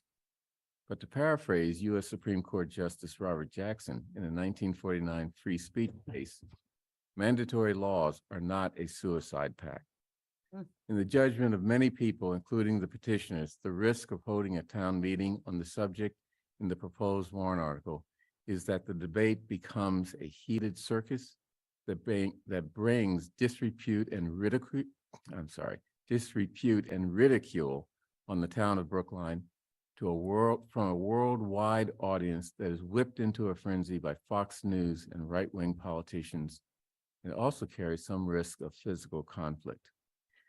Yes, the select board has a mandatory duty to schedule a town meeting, but the select board only acts by majority vote. So we will have that vote shortly and see what happens. Okay, any other discussion? I wanted to. Yes. John, discuss. Okay, John? I thank my colleagues for their words. I'm not sure in what sense we want to characterize one side of this vote as courageous. Does that mean the other side of the vote is not courageous? There are by far the great number of people who have contacted me on this and who have spoken out on the listserv about this, and who have petitioned this select board via signed email petitions, all of which I respect, have said, don't call the town meeting. So it's not the easiest thing in the world to take the position I'm taking, which is we are bound to obey the law. And we are also bound not to pick and choose because suddenly a petitioned request for a town meeting done according to the law now seems to be for a debate that we are not all that thrilled to be having. We don't have the discretion, we should not assume the discretion to pick and choose when to have a special town meeting that has been properly petitioned based on whether we think it's going to be controversial. I'm kind of amazed to hear people taking that position. We also, unfortunately, under the law that governs how we conduct ourselves, having been presented with this petition, cannot simply duck. There is in that very same law that tells us how to treat a petition for a special town meeting. There is a provision that allows for an alternative way to call the town meeting, but that isn't there so that the select board can willy-nilly choose which special town meetings to follow through on and which ones not to follow through on. It's there to provide relief for petitioners when the select board disobeys the law and doesn't do its duty. And I don't think any of the people who have petitioned us on this particular occasion would like to have a select board that on future occasions, when their interests are at stake, chooses to ignore them. And when they are under the law, select board, a select board that chooses to disobey the law. We have the law for a reason, and the law, by the way, is supported by case. I don't want to cite the case, but if there's someone here who wants to cite it, which makes it very clear that there is no loophole in this law. The select board's obligation, once we have received a petition that meets the requirements of a special town meeting petition, the select board's obligation is to set a date. We no more have the discretion here now to say, oh, well, we don't think we want to have it because we've heard a lot of people, including some people who originally petitioned for it, don't think we should have it. No more than Ben Kaufman, when he got the petitions, could simply say, well, I kind of hear that some people regret that they signed these petitions, so I'm not going to forward them to the select board. He can't do that. Kate Pomerman can't send a letter to the, refrain from sending a letter to the select board requesting that the special town meeting be called at a given date and under given, circumstances, just because she might think, gee, it sounds like some people who originally petitioned for this don't want to have it, so I won't even bother to ask the select board to do their duty and to call it. And we don't have the discretion under the law to because we're in sympathy, and we're in sympathy with the petitioners who regret that they petitioned for this town meeting, but we don't have the discretion to simply not call it. And so I'm going to do what I think is my duty, and I took an oath to perform, which is obey the law. And when a special town meeting is petitioned under the law, call the special town meeting. Given how unpopular this cause has become, even among many of those who petitioned for it, I suspect there will be a very easy resolution of this once that town meeting convenes, because it doesn't sound like there's going to be too much interest in actually acting on this petition. And that will become clear quickly when motions are made and this is disposed of. But we can't just dispose of it now by deciding to disobey the law. Mike? So I'm in between. I'm afraid. My view is that the select board should refuse to follow the law, whether it's this law or any other, only when our principles and the principles of the town are in sharp conflict with the law's consequences. And having an unwelcome and futile and perhaps very messy debate doesn't seem to meet that criterion. I will say, however, that the risk of calling a meeting is that we will see other petitions, and I've already been told by email, in fact, send a copy of another petition that would be coming to us. And I believe that there's a second as well. So there'll be three, and with three, the likelihood is of avoiding a substantive debate, if we have a debate at all, really is non-existent. We'll have a very difficult debate between those three. The solution, I believe, is frankly a workaround, a parliamentary maneuver, to close debate immediately upon hearing the motions that are made, and vote and go home, or stay at home since the meeting is going to be remote. And that lets us follow the law and gets us out of a situation that I think we all would like to avoid. I don't know if that parliamentary procedure is going to work. And I'm sitting here thinking to myself, do I want to take that risk? And I'm still thinking about this. Even at this late date, it's not an easy topic to settle on one side or another. When you know that we really don't want to do this, the petitioner really realizes that he shouldn't have come forward with this, and setting a precedent that we're not going to follow the law is not attractive. So there are a lot of factors that we have to weigh in this. It's not just what the law is, and it's not just, we don't want to talk about this. And I would ask you to all think about all of the factors and balance them out. Let's see, wait, who was first? Mary. I'll be quick. I think, I appreciate your thoughtfulness, Mike. I think, and one of the many issues that I've taken into account that had tipped me over is that I have personally spent quite a bit of time talking with these other petitioners. Is I think if we schedule a meeting tonight, even if it is one with a loophole, they will submit their proposals. And then I really think we're in a bind. And so I think that we run out of time. Either we don't schedule it tonight or we schedule it and we have it. And I think that's really the binary here. I don't think if we have 3 resolutions, we will be able to use a workaround. That's for me, the tipping point. Yeah, there's a risk that with 3, that we won't get a majority to close debate. Yeah, absolutely. Paul, and then I think Chad, or did you want to? Oh, well, Chaz actually had earlier indicated, I do want to speak, but Chaz also. Paul? So first, I do think this is a very personal decision for each board member, and I respect and will respect whatever decision they choose to make for whatever reasons that they make it.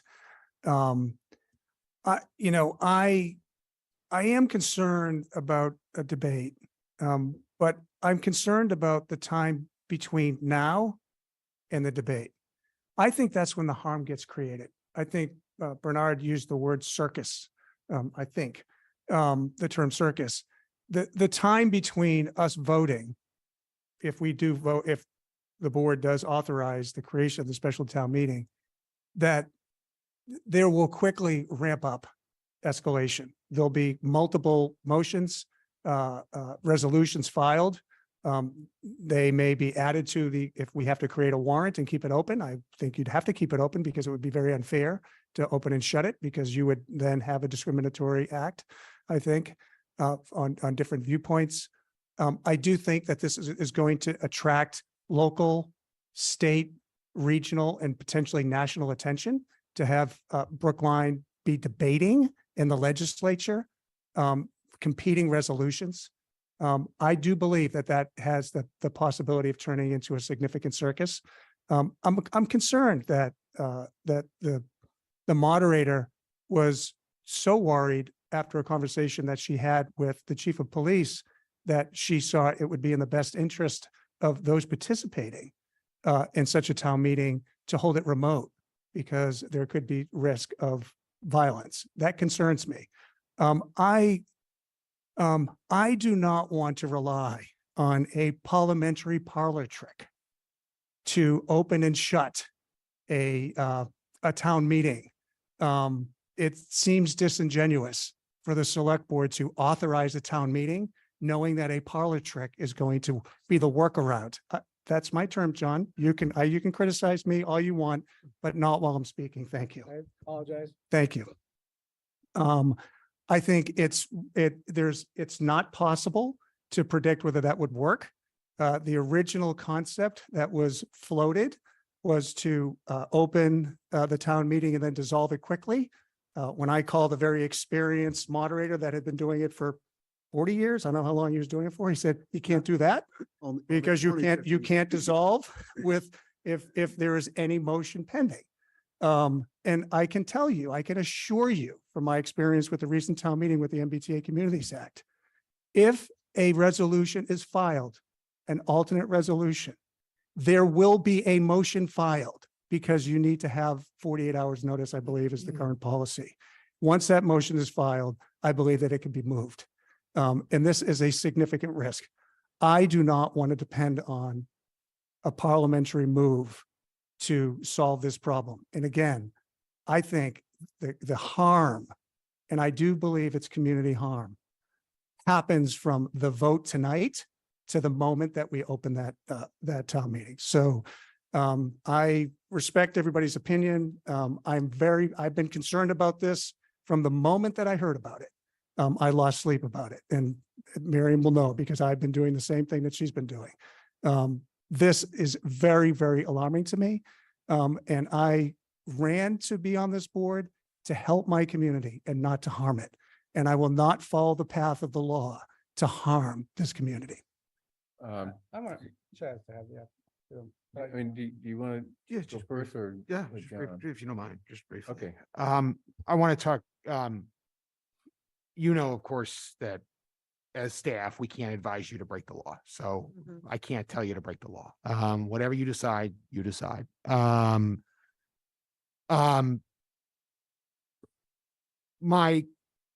regardless of what the decision here is, obviously we're staff and we're here to support you. I think my concern here deals with the sense of the duty that's been placed upon you all. I know you've all talked about being very sympathetic to the concerns of the petitioners and the community. What's concerning to me is that this got 200 signatures and made it to the clerk's office in the first place. And only then did we say, oh, no, wait a minute. A mandatory duty is not a game, and it is not something to be taken in lightly.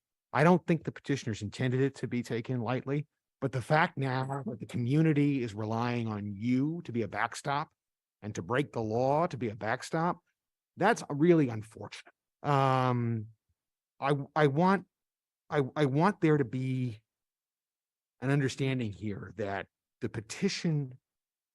ability to petition for a town meeting is a very serious legislative implement, and should be used appropriately, right? I think if there's any concern or doubt, then people really need to hold their petitions before they submit them. I really don't envy the position that you are in this regard. I think everyone acted in good faith and is making their best effort to do this. I don't think there's any doubt in my mind that the petitioners are doing the best that they can in the circumstances, and I don't mean to denigrate them or anyone in the community in any way. I just think that the lesson learned here, regardless of how this vote comes out, is this is serious business. And we shouldn't be using the mandatory language like this unless we are very certain. So I would just ask, as we all move forward from this and learn from this, regardless of what the outcome here is, to make sure that in the future we are very sure, so we don't have a situation where the select board is placed in this position, because I just don't think it's fair to them. Hey, John? I want to very much second what our town administrator has said, and that is an additional concern that's been very much on my mind. And I hope his words were heard tonight by not just the petitioners in this situation, but petitioners in future situations. I also want to apologize to my colleague, Paul. I heard the phrase, the parliamentary parlor trick, and to me, that casts suspicion on parliamentary procedure. Parliamentary procedure is, there's nothing sneaky about it. It exists so that we govern ourselves at town meeting in ways that give appropriate latitude to everyone to be heard, but also give appropriate instruments to the body to conclude business when it wants to conclude business. So there will be no trick when and if we have this special town meeting. The moderator wouldn't allow a parlor trick to stop a legitimate proceeding to occur. But there are parliamentary procedures under which we could deal with the situation of a petition that was brought by a bunch of folks who then changed their mind on the issue. But all we have is the word of some of them that they've changed their mind on the issue. And they can't speak for all of the people who signed the petition. And they cannot negate the laws that exist for what has to follow when a legitimate petition is presented. I am now going to read to you the words of the oath that every single member of this board took, and not just every single member of this board, but every single member of every sworn board and commission of the town. And I was at the most recent meeting of the Council of Aging, which is a huge council of over 20 people.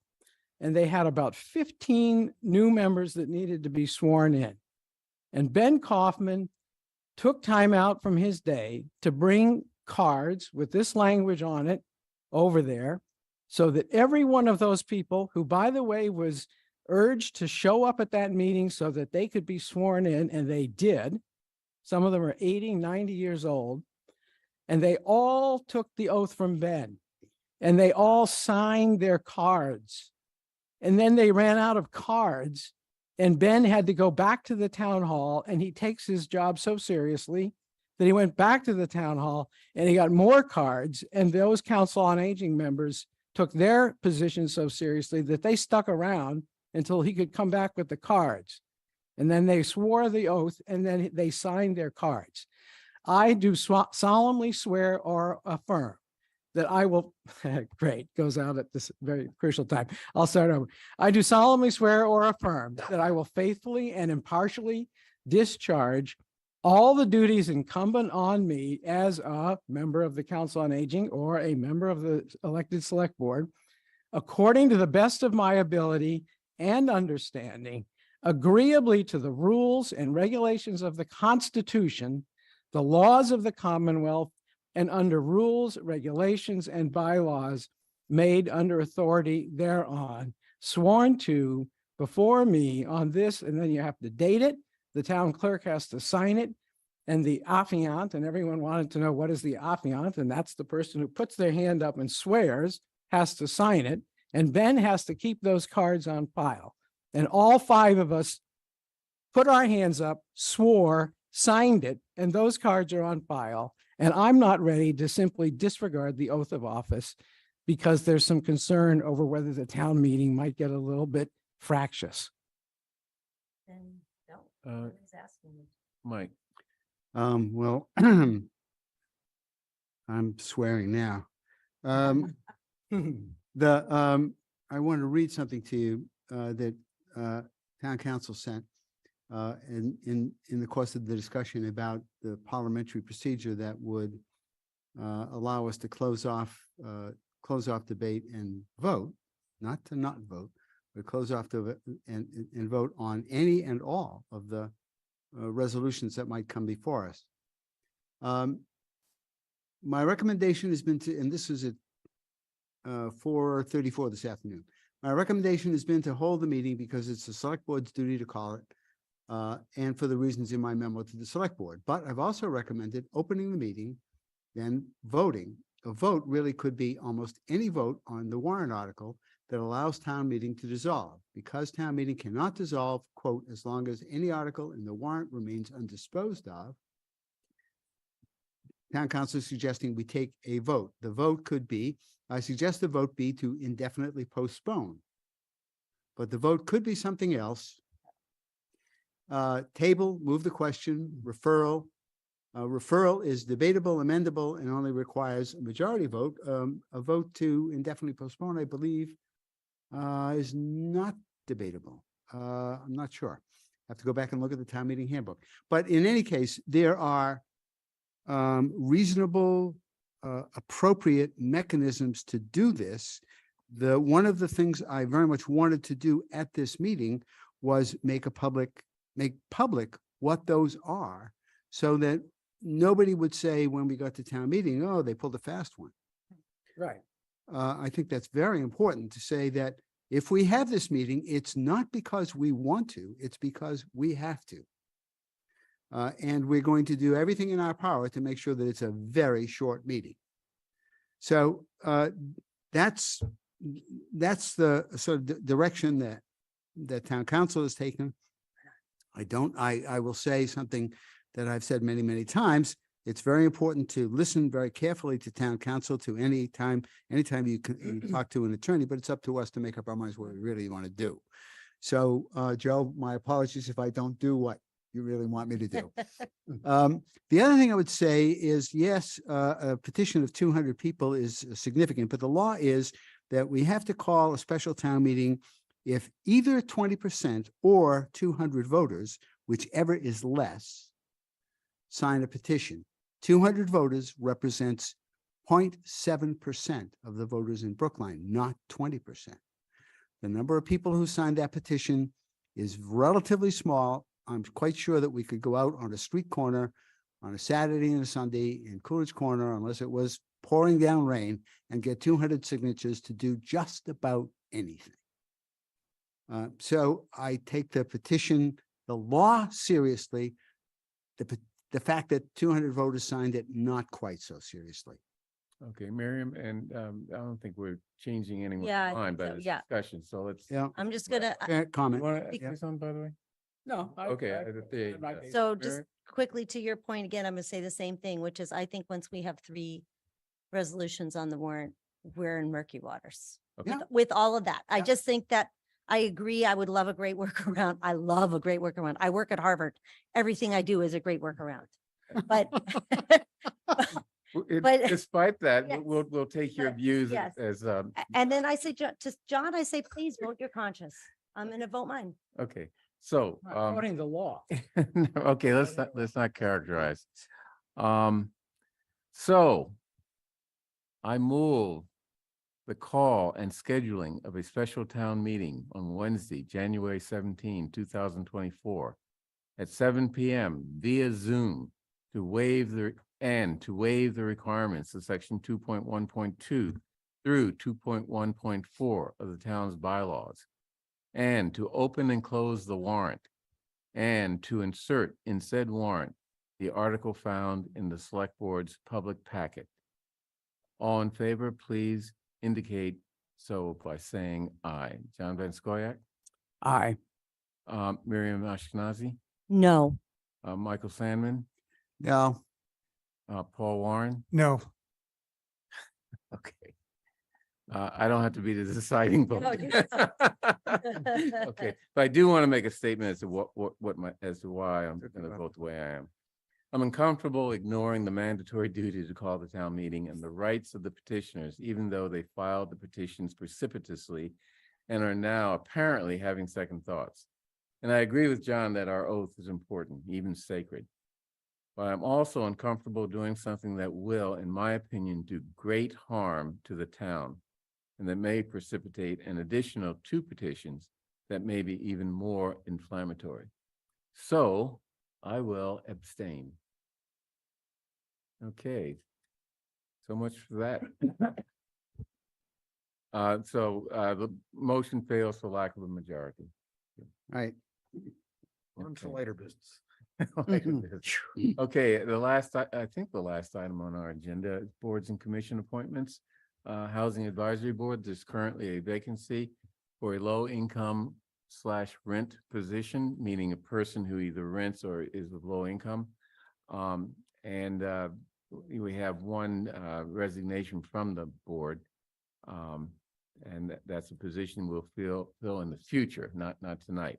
Tonight, we're going to reappoint the following members to the Housing Advisory Board for 3-year terms expiring in 2026. Roger Blood, Jonathan Klein, and Sean O'Neill. Any discussion?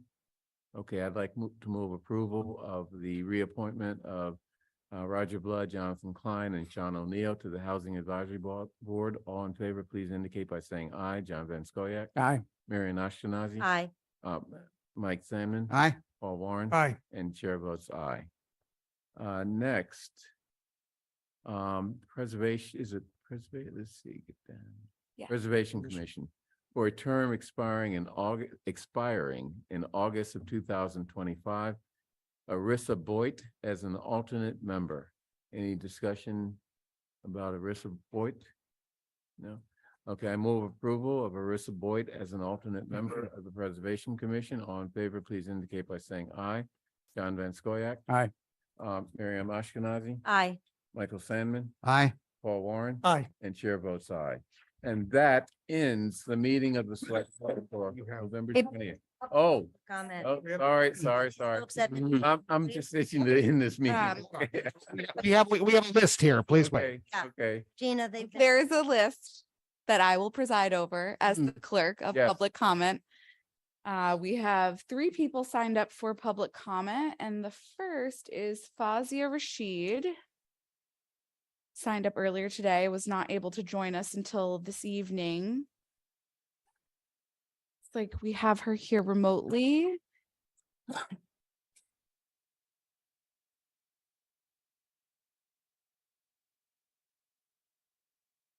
Hi, Fazia, you've been promoted to a panelist. You can unmute and share your video if you're comfortable, and your 3 minutes will begin.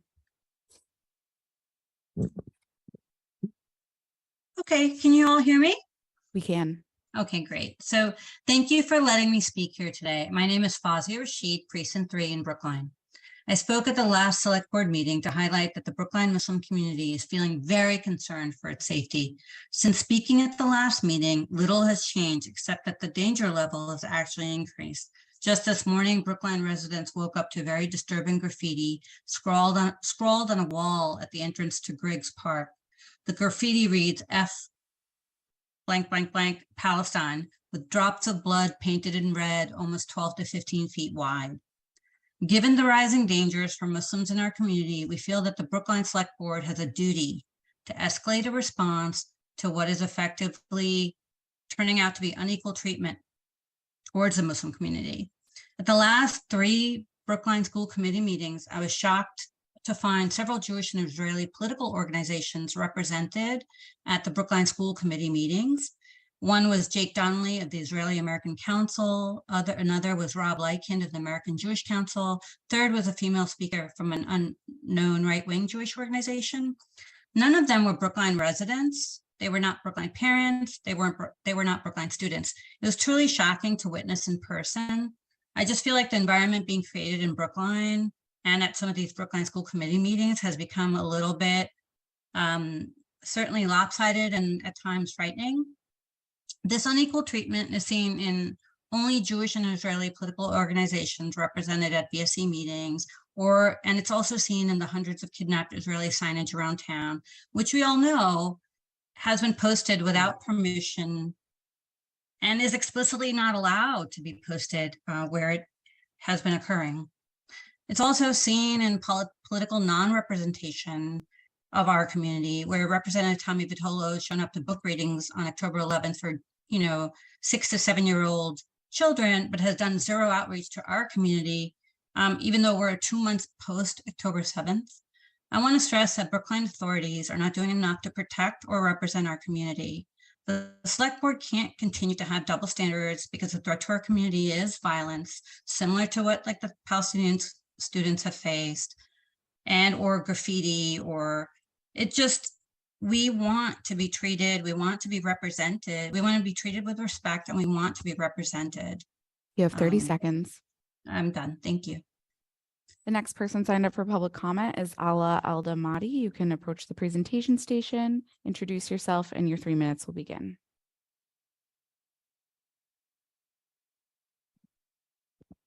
Hi, my name is Ala. Thank you for your discussions today. I really appreciated them. And I just want to start by truly thanking you, because these are very difficult things to maneuver and to think of. And you guys are you're in difficult positions, and you are setting precedents for the future and whatever you discuss. So I just appreciate the difficult positions you're all in, and just appreciative. Just in response to Selectman Warren's comments, specifically relating to the hostage signs, I have a few specific pieces of feedback, not to criticize you in any way, but to bring my own perspective and obviously my own bias into the conversation. One is, I recognize very much that this is a form of expression, as you mentioned, and that it's important to not contain it in a way that would bubble up in another more violent way. But consider that if this is not removed swiftly, or is allowed to be put up for longer periods of time, hence removing the non-complaint-based policy or making a non-complaint-based policy, a few things will happen. First, I haven't heard this today, so I do want to lift it up. Mental health. It is not hate speech, of course, but the mental health of our children in our communities, especially around the school zones, is quite concerning. When these posters first started to be put up, the first people who posted about them in reaction were Jewish, actually, and then they had to delete the post because of the backlash. But their concern was the mental health and how it affects our kids. My own daughter, when she first read that sign, and her best friend, they were walking on the streets. The first thing she called me very alarmed, thinking that there was someone who was kidnapped in Brookline.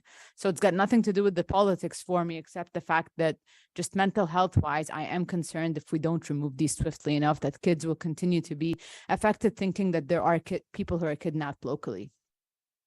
Second is within the Jewish community, as well as among Muslims and Christians who are grieving, not everyone agrees with the politics behind hosting them here locally. Of course, we all want the hostages to return as soon as possible, but not everyone agrees with the politics of this. And essentially, I'm sure you all know, because we've all been having that exact same debate when it connects to the resolutions in town meeting, what's going to happen if we allow these to linger or, move for a non-complaint based system is that all of these other groups are going to organize posters. And imagine what Brookline would look like, this very family-friendly place when you're having all these very graphic images posted of people dead or people, kidnapped, or lists of names of people who have been deceased or we can't find them hostages. You have 30 seconds. So just given these two things, and that there, even within the Jewish community, there are disagreements on posting these signs. And really, really quickly, lastly, fear. Doxing, you've all heard of doxing. You've all heard of the gun violence against, Palestinians recently in Vermont. It is not equivalent. And you are taking a position if you decide to, be a little bit slower on removing these, because on the other side is not, they are very afraid of posting these. And if you allow it, I bet you anything that very few Muslims, especially ones like me wearing a headscarf, would be as comfortable posting an illegal sign and not being taken a picture of losing my job or being doxxed. So I do think we are taking a position 3 minutes. if we don't create a complaint-based system. Thank you. Thank you. Next person signed up for public comment is Regina Frawley. Thank you, Regina Frawley from South Brookline, town meeting member. I have 4 brief points. One, off topic totally, and I'll get back on topic. If you read the Globe today, there's a headline about rentals for commercial space and how landlords are determining who succeeds in a commercial space. Given the MBTA law that is now Brookline's law, and given that Harvest Street was included and a real emphasis on saving the commercial spaces, I urge the board to get the EDAB involved in creating some kind of a subcommittee to study how they can have a kind of policy recommendation to the landlords as we move forward, so that they can take into account profit versus rent. So I urge you to read that article. Number 2, I think that there's a real issue in town about, obviously, right now, Muslim and Jewish. That's your domain as far as I'm concerned. I don't think you are qualified to deal with international relations. And I do agree with Bernard early on at the beginning of this meeting, and something I posted online at the PAX listserv. There's something called the fog of war. You don't know what's going on. You don't know what the facts are. And public relations was founded to create, back in the day of the 1920s, to create dissemblance of the truth. So it's this board that needs to set that kind of temperament and let people know, hey, we're not moving forward until we know a good deal more. And I would urge you to stay out of international relations. However, as it impacts locally, that's your job to do that. I also urge you to, as a person who did a special town meeting, I don't know, are you allowing electronic signatures? We can get back to you on this. We don't usually have. I'm sorry, what? We can get back to you on this. We don't usually have public call and response here. Well, let me hypothesize. I froze my bottom off getting my 300 signatures in the middle of late December and early January. And this was the public special town meeting to require Fisher Hill. And we're really glad we went through with that. So number two, if you're using or allowing electronic signatures, you might want to reconsider that and make it a policy to make people actually get the signatures because they're a lot harder to get. They're a lot harder to achieve. And that might do, if you're allowing electronics, anybody can pull together 200 signatures in an hour or so online. I don't think that's good public policy. You've reached 3 minutes. And finally, exactly that. I've never seen a board more than in the last 3 years cut public open meeting hearings so short. You guys shut it off really quickly, and all of us think on our feet as quickly as you do. We listen, and we mull, and we think. So I would urge you not to close off the public hearing component as quickly as you do. Thank you. Any further public comments?